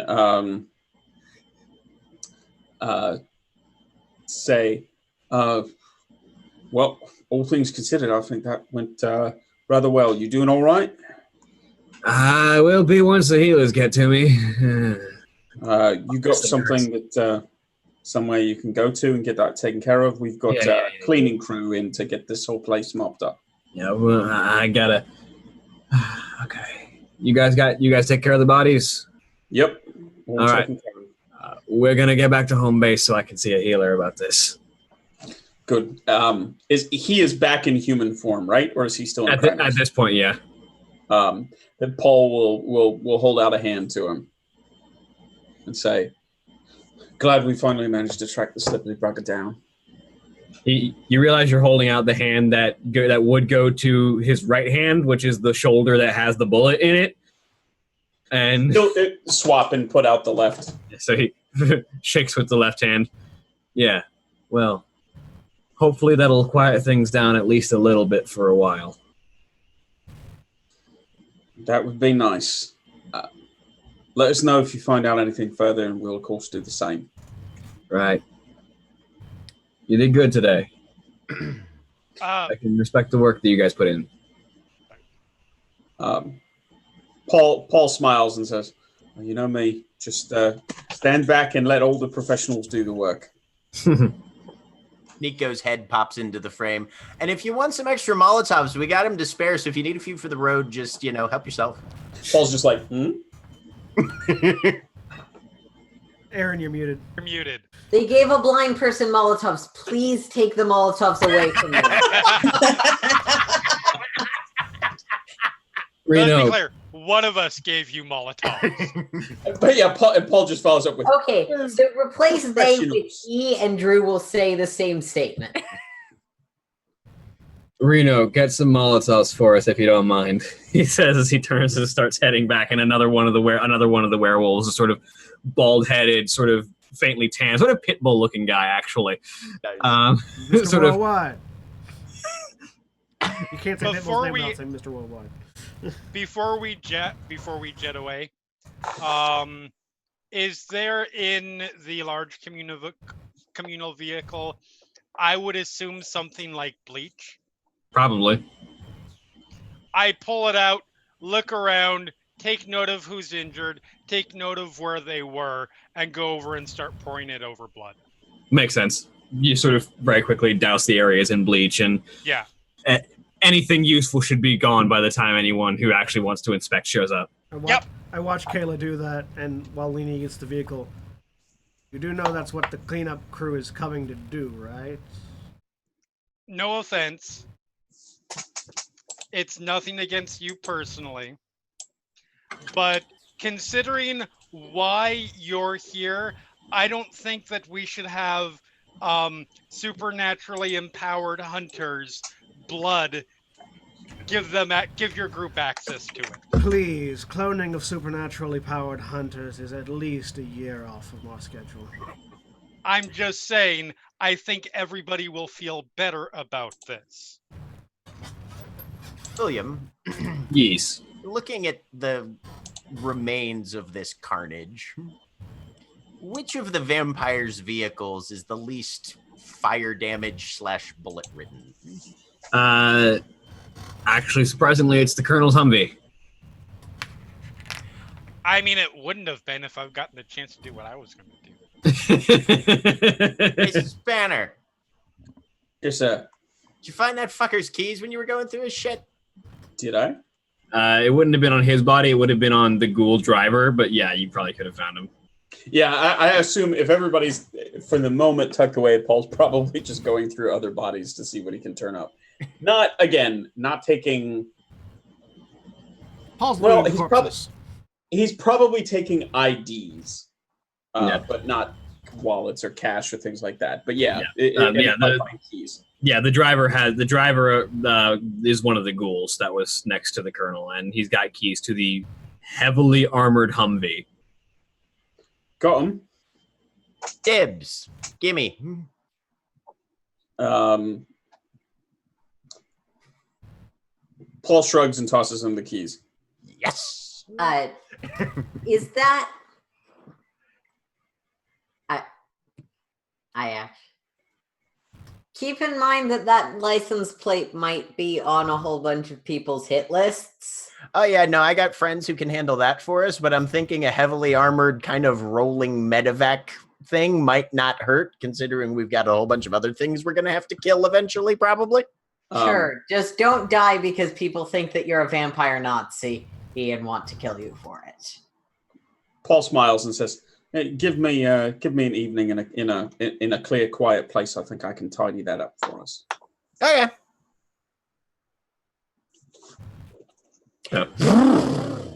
Start up the armored Humvee. And when I say armored, I mean armored. Like, this thing's bulletproof. Hey Kayla. What? I'm in a tank and you're not my dad.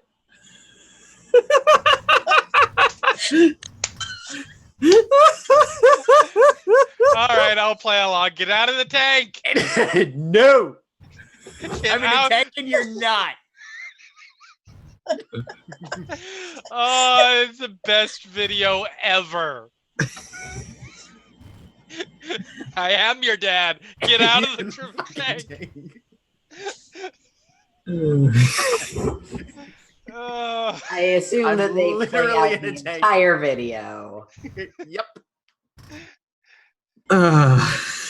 Seems likely. All right. So, And where I'm are you going to guys? drive that away. Yeah, where are you guys headed next? I have a safe house. You do.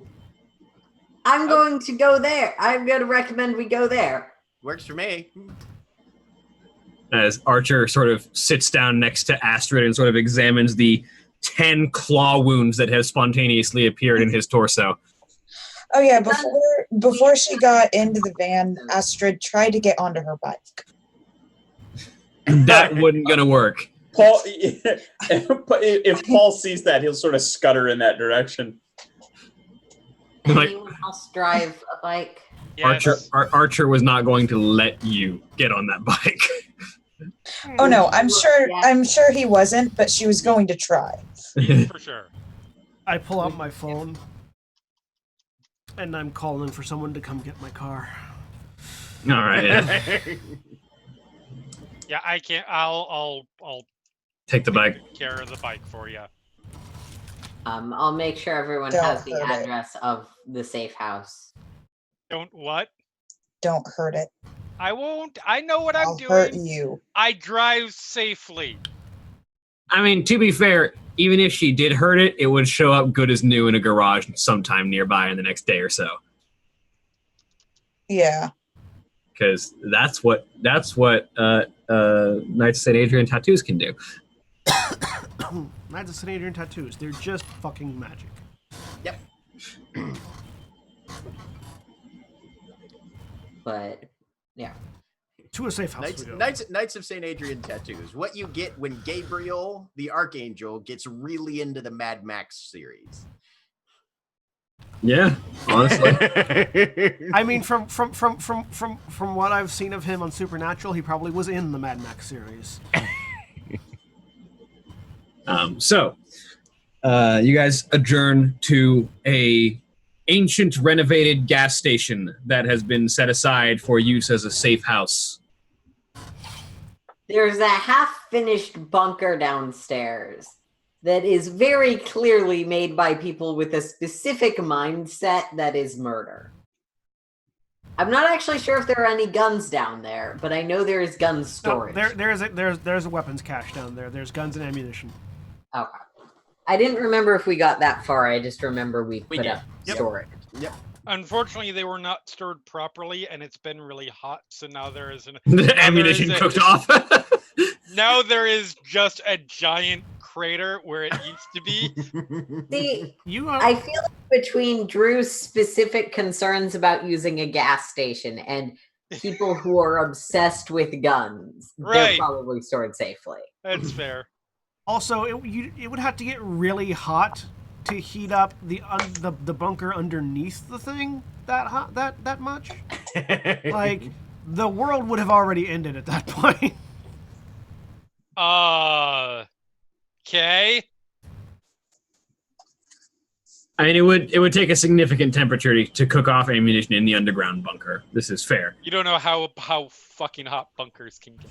That's fair. If they are closed up and not even like if you apply heat. If you close them and don't ventilate them. Yep. I submit the many forts on the west coast of Oregon that had massive ammunition explosions because they did not ventilate them well. Yeah. See, because we weren't used to it the way the people who have tornado shelters are just Right. like, oh, here is how you keep one a reasonable way. Right.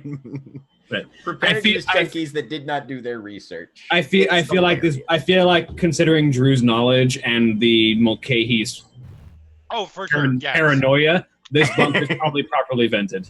No, I'm Yeah. just arguing that is all you need to do it wrong. Oh yeah, is yeah, poorly ventilate the place. yeah. But you guys arrive at the safe house as Archer helps Astrid get down into the bunker. I'm really fine. Yeah, we'll see about that You once are we get you into a not cot. fine. How long would You are not fine. how long would it have taken for us to get to the bunker? Probably about 20 minutes. All right, I have one less bashing damage. Yes, everybody would have one less bashing damage. Except for me, who has 2 less bashing damage. When we're back and in a safe place, Paul will hold up his arm with the black dead hole in it. Jesus, you two? Christ, that guy was a fucker. Well, I'm not exactly sure. It's obviously some sort of magic, but what do you think? Some sort of acid, or well, he got into you too, eh? Yep, I'll do swabs and we'll take samples and analyze it back when we get to Jimmy Dean the Fate Weaver's old digs. Archer looks over at you two. I mean, that looks sort of exactly like what was on the walls of that changeling hollow. It does. Oh, right. I missed that one. I was on a little tour of the hedges on my own. But same sort of thing. Oh, and that reminds me. And Paul will pull out the glove again once we're back to a safe location, and slowly unwrap it and then hold up the little heart in his palm, but with the glove between his palm and the heart, and say, speaking of ungodly things from other planes, I think we found our link.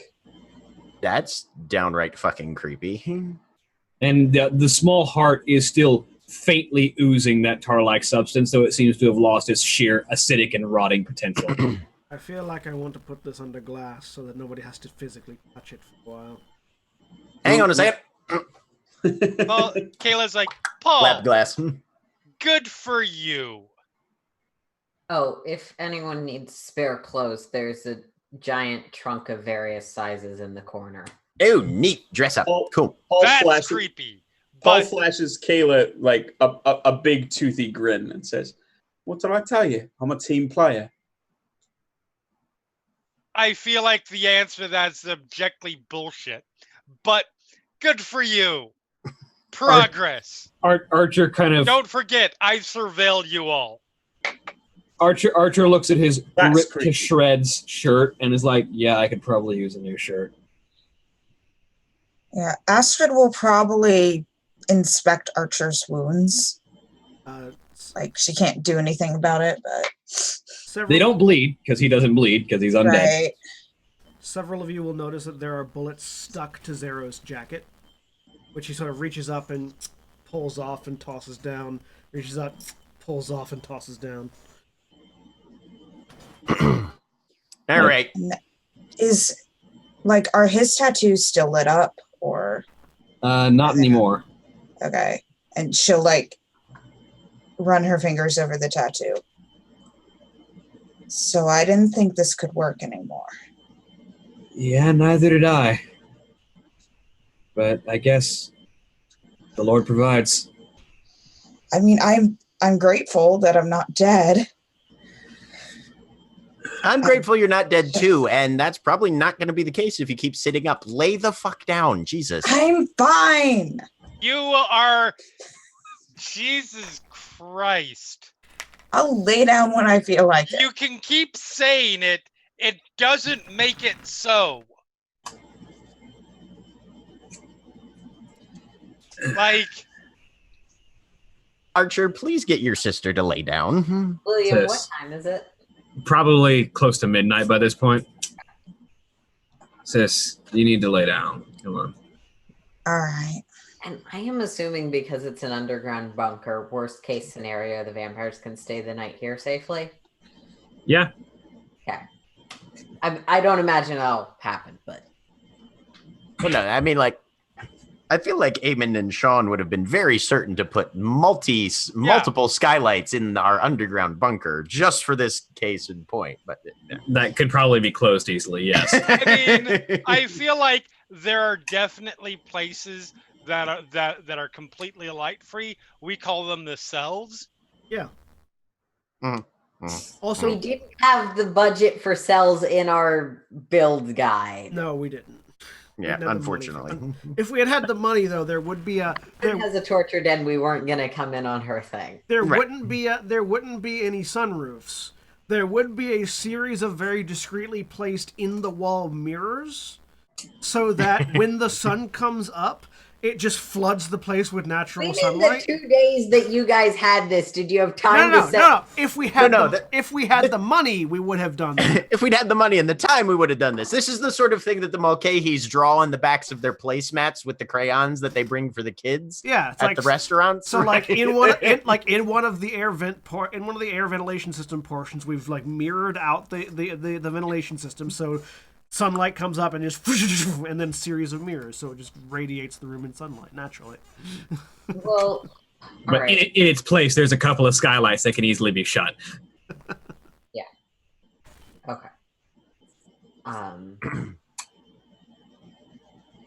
Is there anything else we need to get or try and acquire medically or whatever immediately?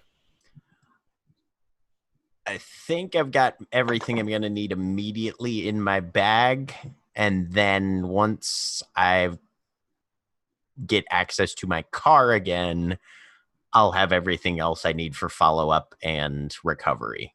Okay. I can have things delivered if you need them.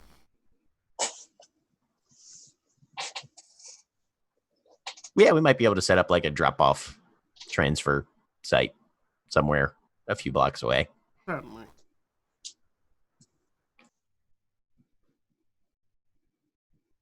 Archer just kind of sits down and examines the claw wounds and sees how deep they go, sort of feels them with his hand.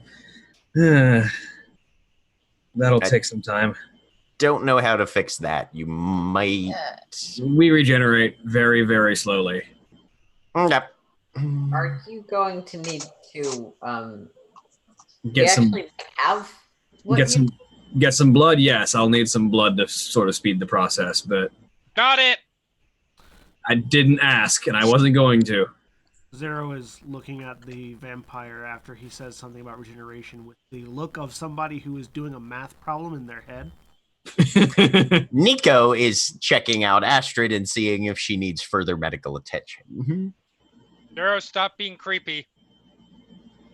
Apparently that's my everyday, so it's very difficult. Try. Archer, here. You hear Alexander's I have voice been. as he tosses the blood pack over towards Archer, who catches it. Are you always this prepared? Of course I am. This is how I survive. And he sort of cracks the blood pack and starts to drink it. Crack a pack, but a very different pack. And as he drinks, you see that while not completely healing, the claw marks begin to slowly close.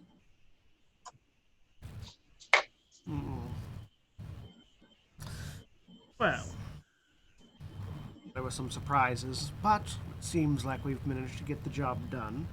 I check my phone to see if I get an update from the cleanup crew. Cleanup is in progress. Should be done within the hour. Right. Within the hour, it should be like nothing ever happened, and my car will be returned to me, thankfully. Cool. What check should I make for patching Astrid up? You got time to set up and tools, so you can give me your choice of wits or intelligence and medicine. Okay. Stamina plus carpentry. Sure, it's not stamina plus ironworking, and I'm building her a lung.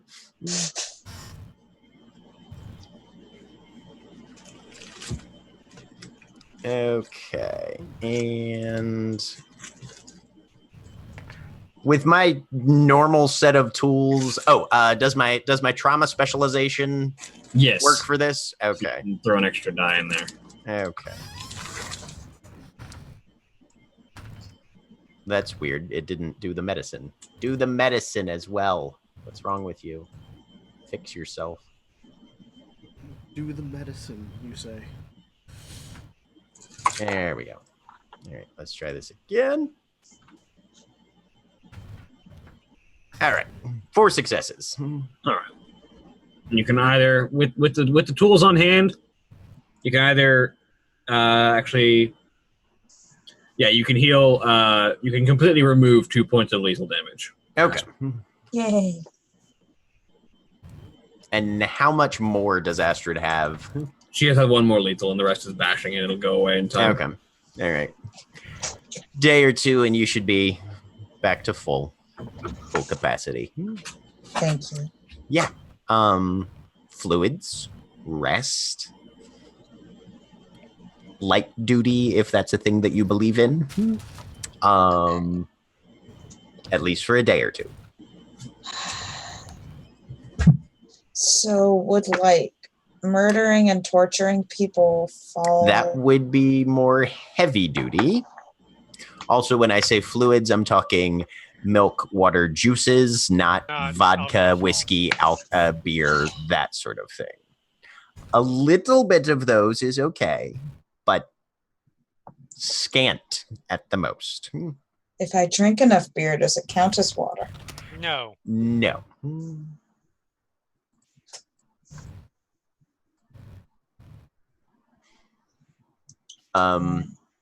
Yeah.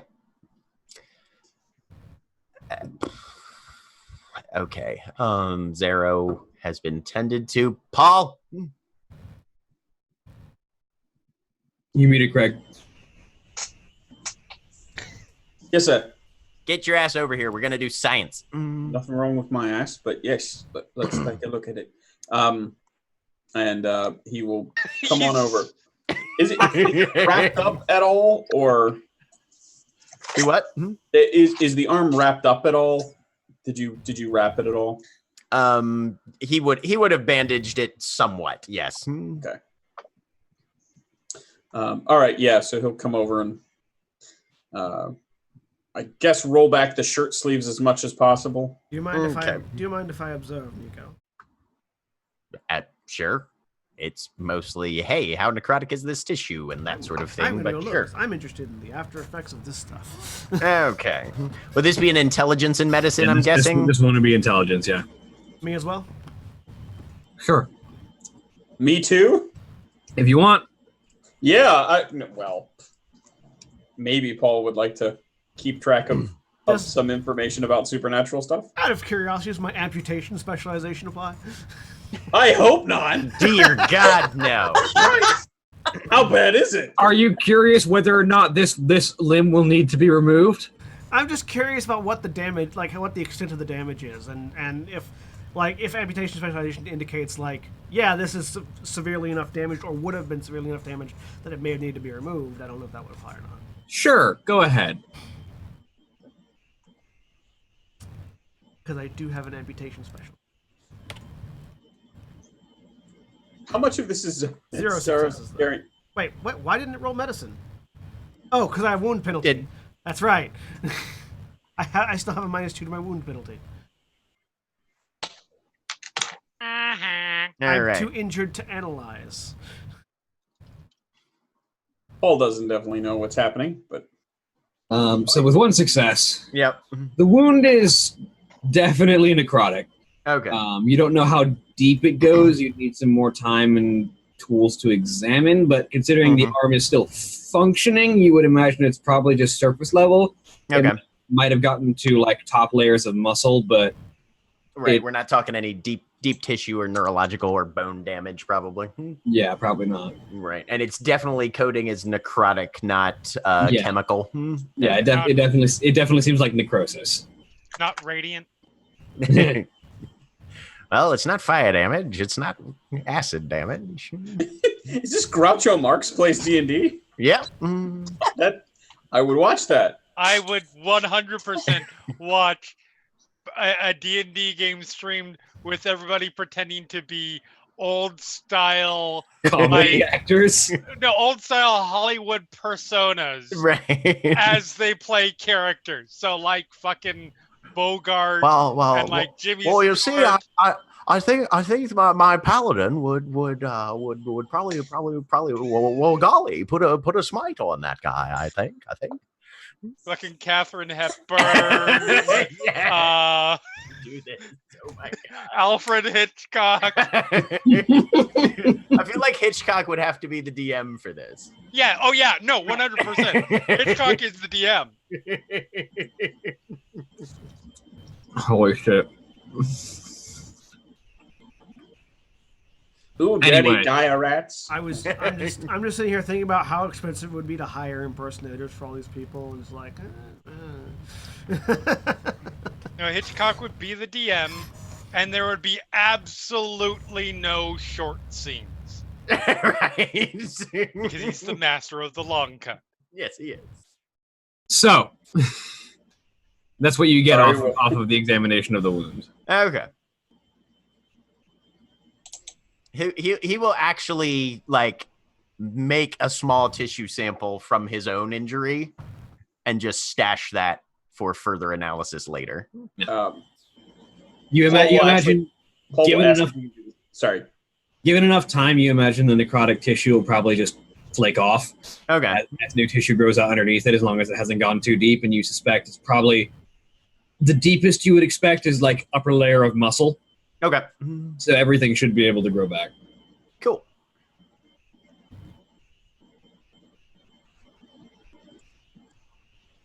so bandage this and don't unbandage. It's not going to smell good. Nope. Like, No, it's not. putrefaction does not smell good. Never does.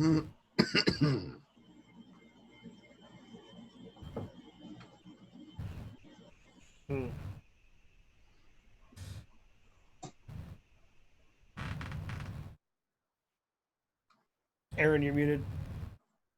Thank you. Nico is paying attention. He may have noticed that Drew is also somewhat injured. Oh, he did not notice that. I, the player, did not notice that. But, yep, making the rounds. Paul would also like part of his own tissue to be kept as a sample. I see what you're doing to your arm there. I want that too. All right, put part of you in a jar as well. Here we go. Yep, we are. And Nico will give Drew a once over also. Drew is mildly injured, definitely taking a little bit of lethal damage, but the most severe injury seems to be significant burn scarring around the eyes. What hit you? Jesus. I assume I hit the colonel. Yeah. This is what happens.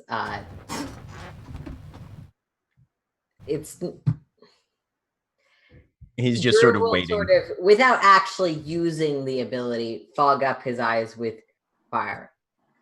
I think you've seen me do it before. I can shoot fire out of my eyes. Yes, but the first time you did it, there wasn't any tissue damage. Is that kind of like a sometimes thing, or? If I want to call up the truer fire, the fire that harms anything and everything as severely as possible, obviously it also interests me.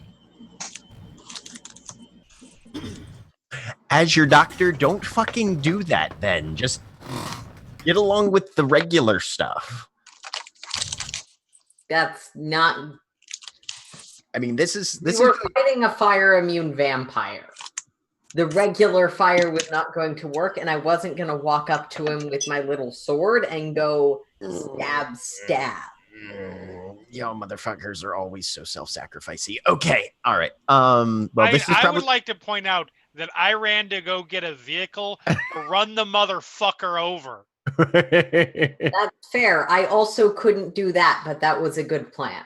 I was going to stop when my wheel was on his face and then peel out. That would have been brilliant. I'm kind of sad he didn't survive to get there. I am appreciative that plan didn't work, because you likely would have run me over as well. Are you saying that I can't drive? Are you saying that Asian women cannot drive? No, Okay. I'm saying that I was on the ground right next to him, unconscious and unable to move out of the way. Well, if you want to take my joke. Regardless, Drew, this is probably going to take about a week, honestly, or so. We'll keep an eye on it. And terrible joke. I apologize. Not intended. And yeah, I mean, I assume this has happened before, so you probably know the procedure for how long this takes to recover. I mean, the last time it happened. Do you remember where I got a lethal damage from? No. I mean, from yourself, right? No, the aggravated damage is... If it was from me, it would have been aggravated. I can only deal self-damage aggravated. I believe you got clipped by a round at one point. Okay. Yeah. No, I was just trying to figure out how long ago that was, because at some point lethal does go away. Yeah. Yep. That one can be treated. That one your doctor can fix. The aggravated damage. The last time you had aggravated damage, it took a literal act of God to go away. Yeah. I feel like we're all really missing the handwave magic healer. With 2 successes on my medicine roll, though, is that enough? Yeah, that'll be enough. With equipment, yeah, you can turn that into bashing and it'll go away. Awesome. Thank you. Yep. What happened to mine, by the way? Now I have 4 more casts of Firebolt. What happened to your what? To my wounds. I have 1 lethal and 3 aggravated. The aggravated will take time. The lethal he could manage to fix. Yep. Okay. Yeah, the aggravated is basically, assuming you don't do anything crazy, a point a week. Yeah. Okay. And if you want to try and get rid of it, you need either magic or like high-end hospital equipment. Mm-hmm. But none of you seem to be willing to go into the care of the Chiron group. So Fuck no. That's because I wonder why not. yeah. The last time I tried magical healing, I got a a magical orb stuck in my face that's there forever. So I think I'm good. Again, I said, it's not that we don't trust you. We don't, but it's not. It's because why exactly are you here for your group again? I'm here to solve problems. One in particular. You're here to solve one particular problem. One in particular, but not the only problem I'm here to solve. That does not reflect well on reasons to trust your group. I didn't say it did. Colleen's kind of sitting quietly in the corner watching all of this go down. Yeah, we're going to go check and see if Colleen's got any injuries. Colleen was staying hidden for most of the battle and only showed up when Astrid was in severe danger. She doesn't have a scratch on her. Okay. Well, came out smelling like a rose. Nice job. I mean, I tried to stay out of it because, I mean, being spotted by the colonel was probably a bad idea. Yep. Well, yep. I pull out one of my knives and begin. Excellent decision-making skills. That's all I have to say. And, Top notch. And begin to sort of like carve off the now dried fire gel off of my outfit. So collecting it in a disposal bucket. So, medical recommendations, which I expect will probably be immediately ignored. We take about 3 weeks, preferably a month, to get everybody back to full strength before we actively go out and engage with anything else. So, well, Alexander says off to the side. Sorry, Aaron, you're either muted or talking too quiet for Steve. I am talking at the same volume I am always talking. I could see your mouth moving, but nothing was coming through. Anyway. With the colonel dealt with, things should at least quiet down for a time. I don't know that they'll stay that way forever, but with one of the important lieutenants out of the way and his regime of Nazi vampires now leaderless, I think the more decent of us who walk the night, I know, difficult to believe, isn't it? The more decent of us who walk the night should be able to help quiet things down. I believe that there are a lot of people that are more decent than Nazis. Fair? He's not wrong. Yeah, okay. Vampires, probably chill. Werewolves, always murdery, but we just let them murder something that they wanted to murder. Changelings, can we report back to them and say that we got a beat on the thing that has been hunting them, or not really? Changelings are the fairy people that took us into that crazy forest place, right? Yeah. The stuff that was in their hollow and that we later tracked to a gate that Colleen closed is definitely I was there. Stuff that... I mean, isn't the whole thing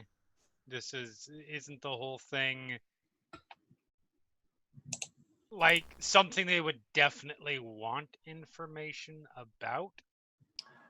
And personally, yes, I'm trying to figure out if it's case closed or not.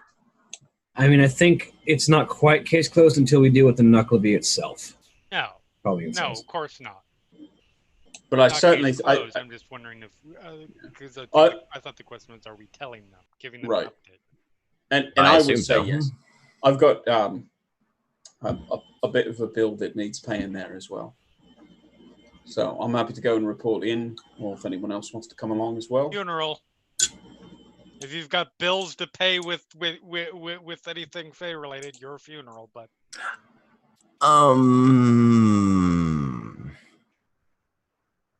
if we're... Never mind. I was just trying to figure out what our priorities are, because some things can't wait a month. Yeah, no, that's fair. What else is on the priority list? The slashers. Slashers and the knucklehead, I think, are two big targets. That. I think research into some of these bits and pieces that we found. What the colonel was doing to us, I'm assuming that's not that's not going to be constrained to just the kernel. It might be something coming from all the Nuclear V. So research into what it was doing, as well as digging into the absolute bonanza that's available to us at our new stomping grounds.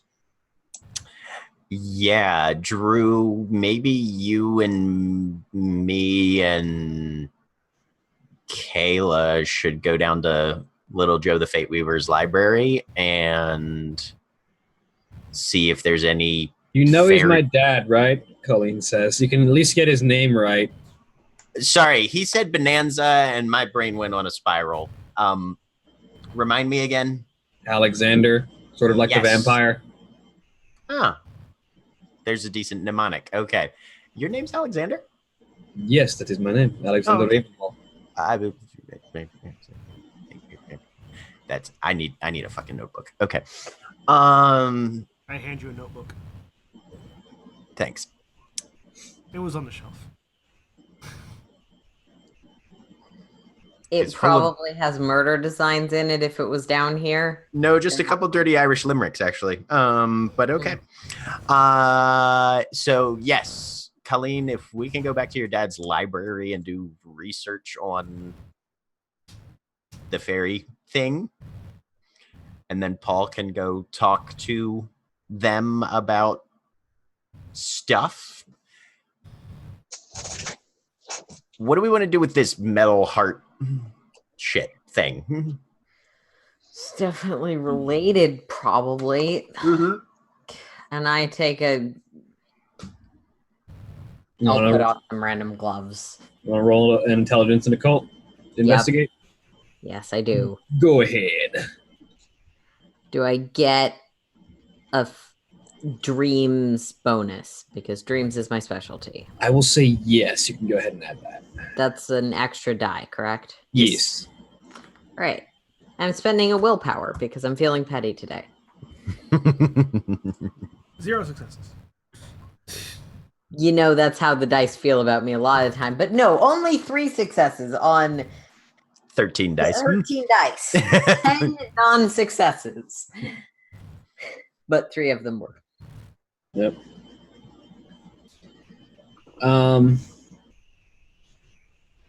So, I mean, the immediate thought is this is literally a heart of darkness. It is just a central source of dark power and energy. Probably some kind of gift that the Knuckle of E gave to the Colonel.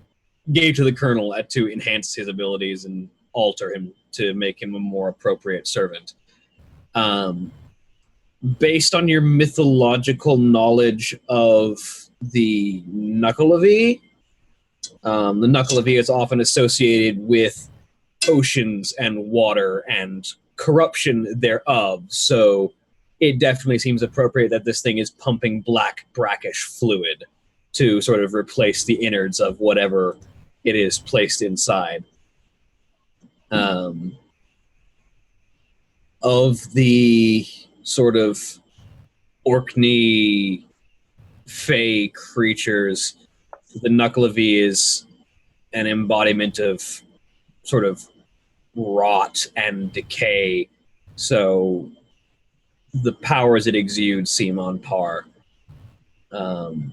You imagine with the right kind of magical ability or some equipment maybe, you might be able to track whatever bond this item has to its creator.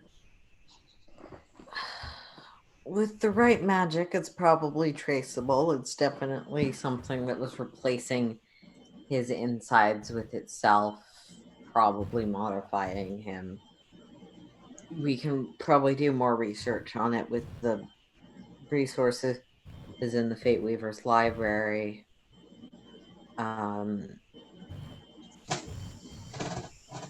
Though my understanding was we felt like this was going to be a particularly dangerous fight we weren't quite equipped for yet, and that we were going to deal with slasher things first. I certainly wouldn't want to go up against the Knuckle of E without having done all the homework we possibly can. Sure. Does it seem reactive to the glass, by the way, or does that thus far seem like a safe place to keep it? It seems like it's all right in the glass. The tar that it oozes out sort of turns to smoke after it distances itself from the heart for a minute, and then that smoke just sort of dissipates into nothing after a moment. We have one fairly secure place to keep things in the Fate Weaver's chambers, but I'm not sure that I'd want to keep it next to the other two objects that are already there.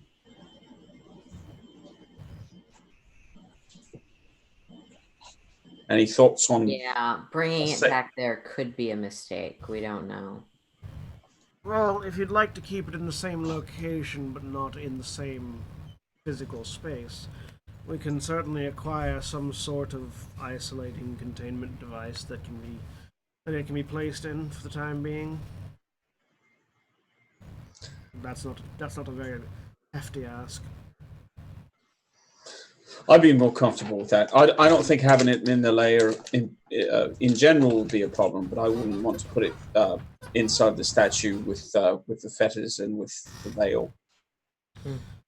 I can arrange for a quarantine containment device that we can place it in. Fantastic. Make it lead lined in case it's really leaking out any sort of tracing thing that would be blocked by lead.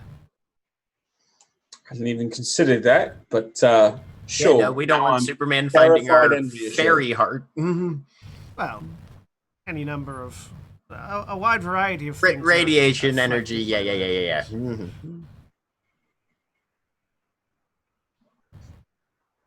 Welcome to Changeling Fallout. That would be such a good game. That would be a good game, actually, yeah. I'd be down for that. So is this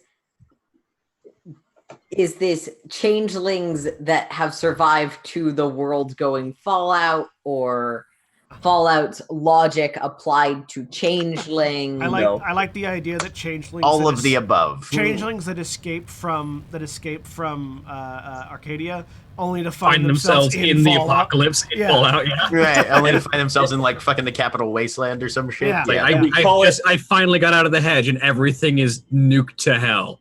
And we call it Mab Max. Mab Max. Changelings that escaped got into the hedge, and instead of finding a way back to this world, managed to find somewhere into the Umbra and just ended up in a realm. Yeah. Just ended up in some realm that is a post-apocalyptic world. Yep. But the thing about Fallout is it specifically extrapolates the dystopia of a specific era. Mm-hmm. Right. Yeah, that's the Umbra is your perfect place for that world shit. Can exist there. Yeah. Mm-hmm. I don't know anything about any of this. It's all good. I make a the call. Umbra has countless worlds that are of any size, any rules, and any concept. The Umbra is your multiverse. Spirit worlds. Yep. I make a call to get a quarantine containment device put together and delivered somewhere nearby that can be retrieved easily. It'll take a few hours, but this kind of containment is stuff that you do normally, so it shouldn't take too long. Yeah, and gonna give it all the bells and whistles. You know, all of the shielding, radiation shielding, electromagnetic shielding, anything that could possibly be used to track it that cares about the technology that we have to block it. It's just shielding all the way down. Yeah. It is the platonic idea of shielded. And cold and a cold iron case just to boot. Oh, even better. So, that'll be ready in a few hours. Yep. Not only can he not get his heart back, we can beat him to death with the box. All right. I will. Let's see. I Okay, so who has the heart at this point? Nobody. Drew? On a shelf. Drew was the last one to examine it. Okay.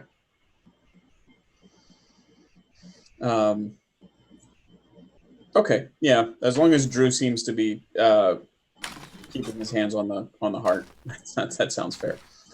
And then I guess as soon as he's able to do so, Paul will head over to Shakes' place. Astrid, do you need me to pick anything up from your place? Like a box of alcohol, please. No. Paul turns to Nico and says, "Oh, don't worry," and we'll turn back and wink at Astrid. What are we yelling no about? Astrid apparently wants to turn a thing of box wine into a juice box. I mean, listen. It is. If I have to tie you to a frickin' couch somewhere, I will so murder make you sure if you you touch me. Speaking if of I have to have Zero tie you to a couch. Speaking of juice box, I'm gonna go find a few rats. Archer says. Ew. To make sure that you take the time to fully rest so it doesn't take you longer, which pushes out the time frame that we have to fix this whole thing, which results in further deaths around us. Yes. I will have him do that, and then you can kill him, and it's fine. But you'll still be tied to a couch. I mean, you say ew, but I'm going to ask you: would you rather I feed on a few rats or a few people? I would rather you do whatever and just not tell me. Right. I'll be back in a bit. Speaking of healing, how much time has passed? Probably another half hour of being examined and 2 more bashing damage away. I'm no longer at penalties. Hey.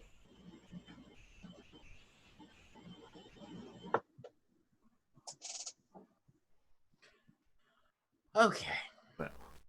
Well, Nico doesn't really have anything until there's been like rest and possibly a trip back to Alexander's library. Well, and if we've got a few hours before the containment vessel will be ready and delivered. So, to rest. So I'm assuming Paul's headed out while everyone's resting. I'm assuming. Yep. Yeah. So we'll handle that first, and then whoever needs to go other places afterwards. So, Paul, you make your way to the apartment that you knew was the last place to contact the changelings. When you arrive at the complex and you get near Astrid's apartment, which is just down from the changeling apartment, you spot Shakes sort of hanging around outside the apartment complex, and she spots you. Hey, you look like shit. I feel like it too. Glad to know that the face matches the insides. But good news to report.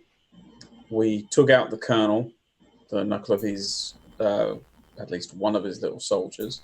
Sorry, what? You want to run that by me again? Sure. You remember the... How much does Shakes know about the Knuckleby? Jack shit. You learned about that one from Alexander. Fair enough. Okay. So I'm gonna take a hot second and catch her up on that, and pass along what we learned from Alexander's. Fuck me. Okay.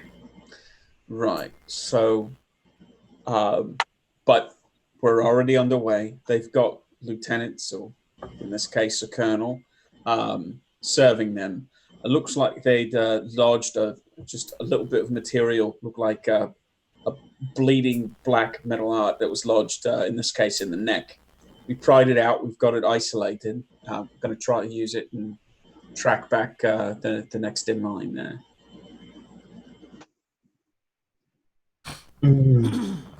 Okay, that's a lot to unpack. It certainly is. We will absolutely keep you apprised, but at least for the moment, wanted to let you know things are underway. Seems like at least this initial area is under control. We're next turning our focus onto our wayward brethren, the so-called slashers, the burning one and the other. Okay.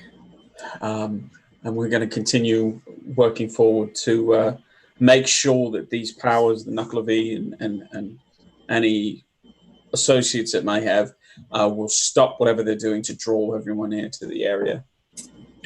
I'll have to ask around the community and see if anyone... That's a conversation that I'm not going to look forward to, but if anyone had part of their durance alongside the Nuclear. Paul says, I'm sorry. We had, as you're aware, we had a bit of a falling out with some of our former compatriots who are most familiar. Durance? It's what we call our time in Arcadia. It's not pleasant for anyone, and a lot of us try and forget it. A lot of us do a very good job of forgetting it. Arcadia is not a place that's meant to stay in someone's head. But if anyone remembers it, if anyone remembers that thing, they might have information that could be useful. And the more information we share, I think the better we can all do to getting your hometown back to feeling like it. So please pass along whatever you find out. The Fae use us like pets, like servants, like household objects, depending on their whim. I can't imagine what any changeling under the Nuclear would have suffered through. But I'll see. And that's what the Nuclear is, one of these Fae in and of itself? That's what it sounds like. The gentry are as varied and unique as any myth can tell you. And each of them has their own habits, their own things, and their own tactics on the hunt. Well, you've got my number. If you could, we'd appreciate it. Give me a call and let me know what you find. Anything, even if it doesn't seem at all relevant, we'd like to have it to try to piece together the puzzle. Yeah, I'll see what I can find. I'm asking people to relive their trauma to get this information, so understand it's probably going to take time. I do, and I appreciate it. I'm not trying to minimize that at all.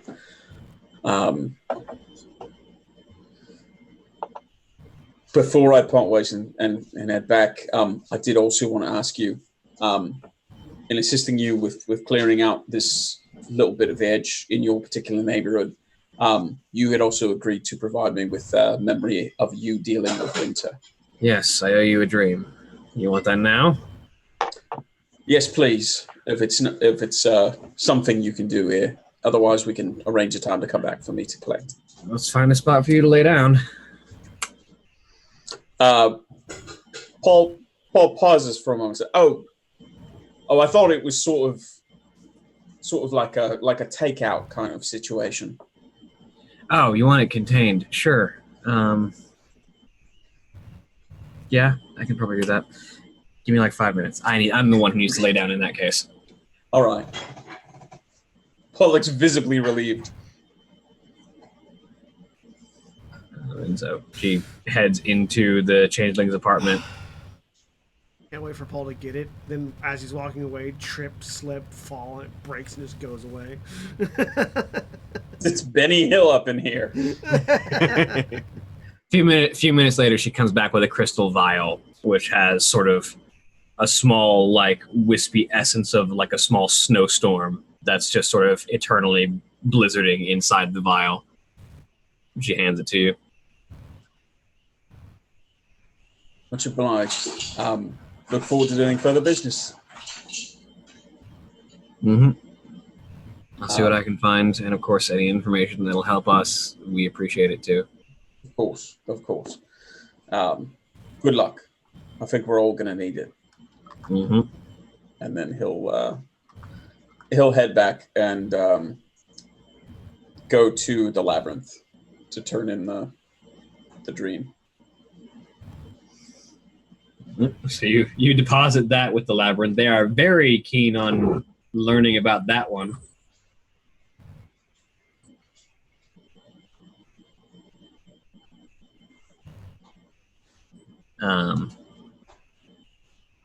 But with that out of the way, presumably you'll make your way back to everyone else. Who's headed out to the Fate Weavers? Nico is. Are we waiting for the containment device before doing that? I'd assume so because we're transporting the thing. Yeah. Yeah. So a few hours have passed. I no longer have any damage. Yay! I am full health. Good.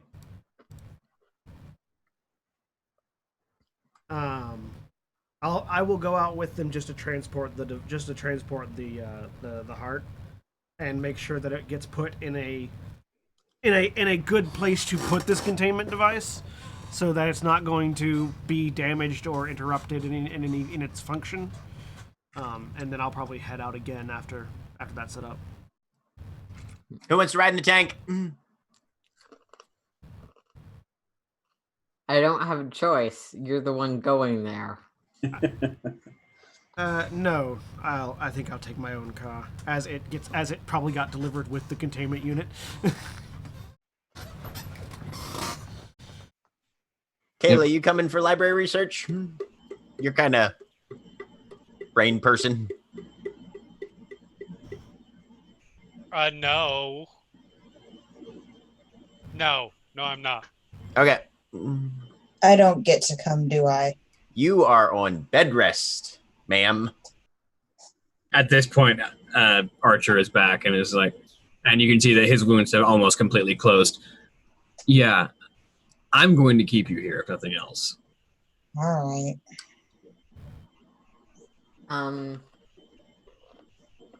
I assume there's like basic rations and stuff. Probably, yeah. There's nothing particularly appetizing, but there's plenty of food here for... I didn't think to have vampire food, but there's plenty of food for the mortals here. So I didn't expect you to have blood packs refrigerated. Don't worry about it.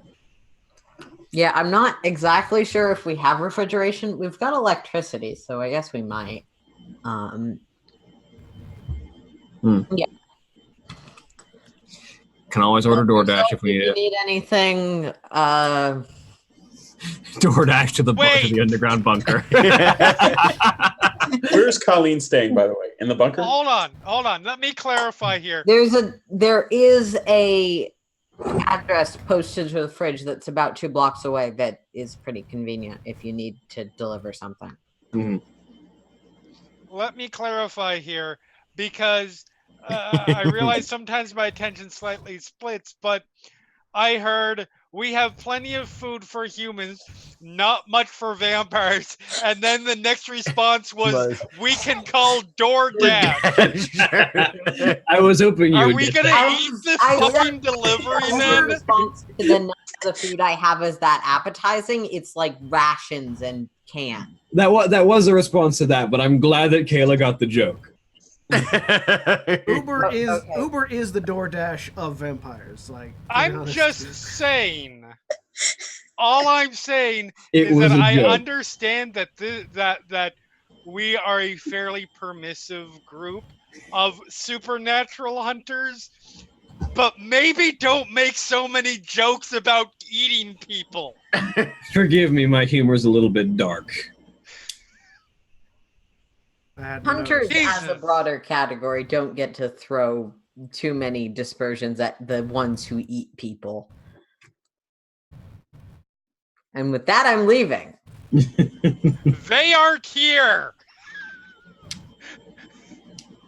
No, they're not, because I actually don't like them. That was my alternate choice for a character besides Kayla for a replacement. Would you like a slice of vampire pizza? Werewolf lasagna. We made it with garlic for the irony. Oh God! I want to make a culinarian. What the one? Ashwood Abbey? No, not Ashwood Abbey. No, the Faithful of Shilpe. Faithful of Shilpe. The I want to sausage make it. roll. I want to make a culinarian Faithful of Shilpe now. That's like their life's goal is just to make every dish using monster parts. Oh.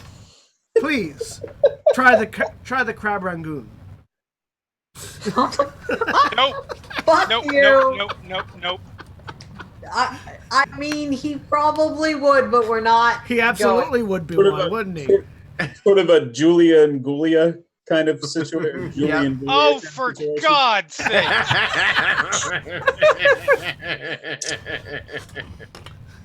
And then you have the one like then you've got like that on that end, and then on the other end you have what's his fucking face with the hair.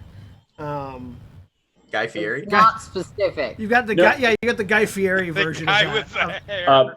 May I die, Fieri? Yes, Guy Fieri. Bam! It's like, yeah, Anyway. no, when we're eating vampires, we got to add our special sauce. Bam! That's That's Emerald, isn't Yeah.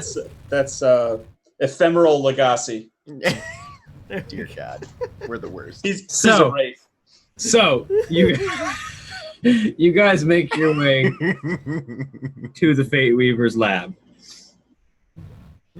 As the group of you arrive, I would like everyone to give me a wits and composure. Bobby Flay. Hold on, I have to figure out how to do this while still keeping my middle fingers. You're Extended. you're not there, so you don't have to. Oh yeah. Oh, perfect. Two I successes. do need to figure out 2 successes. work while doing. Wait. Yeah. That's me. That's Nico, Zero, and Drew. Yeah. 2 successes. We are all equally Hey, that's Actually, is it observant visual? / oblivious. Reroll if it is. 3 sets. It would be either visual or audio, so you can so you don't need the bill. 3 sets of 2 is 6. First letter, which is the first of the sign of the beast. So, as the three of you are making your way out of the vehicles, a faint, sour wind blows, and the stench is like rotting seaweed. And as you all sort of pause and look around, all three of you sort of eventually turn your attention to a strangely now deeper shadowed than you had seen before alley across the street, and the horrific figure inside of it. The flayed body of what seems to be part horse, part woman. The feminine figure that would form the centaur-like torso attached to the body that forms this flayed muscle structure with a single burning red eye in what would have been the head, just faintly looks at you from across the alleyway with this strange intensity, and just slowly backs away and disappears into the darkness of the alley. Did anyone else hallucinate that? I mean, not all of it, but I heard it.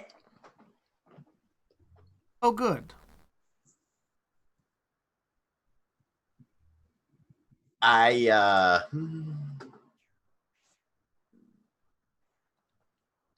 Did you I've drug? got some business in Chicago, but I think that can wait a couple weeks. Did you drug me while you were tending to my minor bruising, Nico? Yes, but no hallucinogenics. Just Good. sedatives. Good, good. You're fine there. Nope. That's Let's get inside. yeah. And with that, after just the briefest of glances at what could only have been the Knuckle of E, as you make your way down into Alexander's lab, that is where we're going to end for the week. Say goodbye, everybody. Bye! Bye, everybody. Goodbye.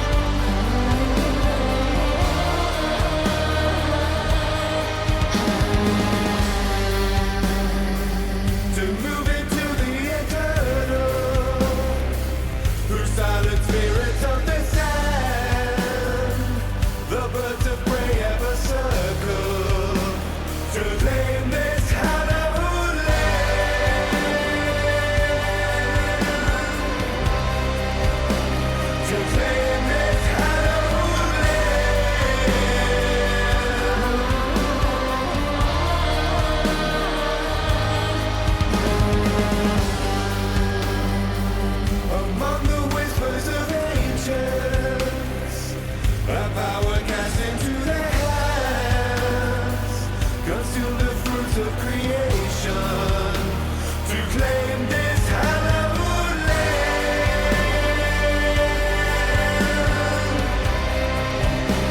To claim this hallowed land.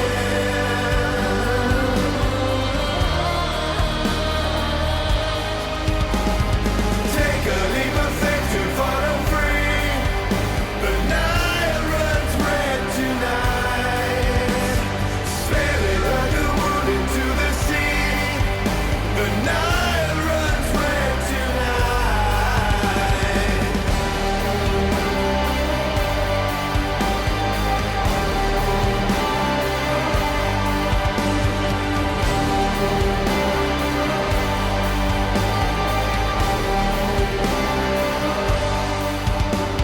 And power is a pyramid, thinnest at the top, built on the bones of the tomb. Older ever limited, chambers ever locked, a shadow that's cast by the moon. Take a leap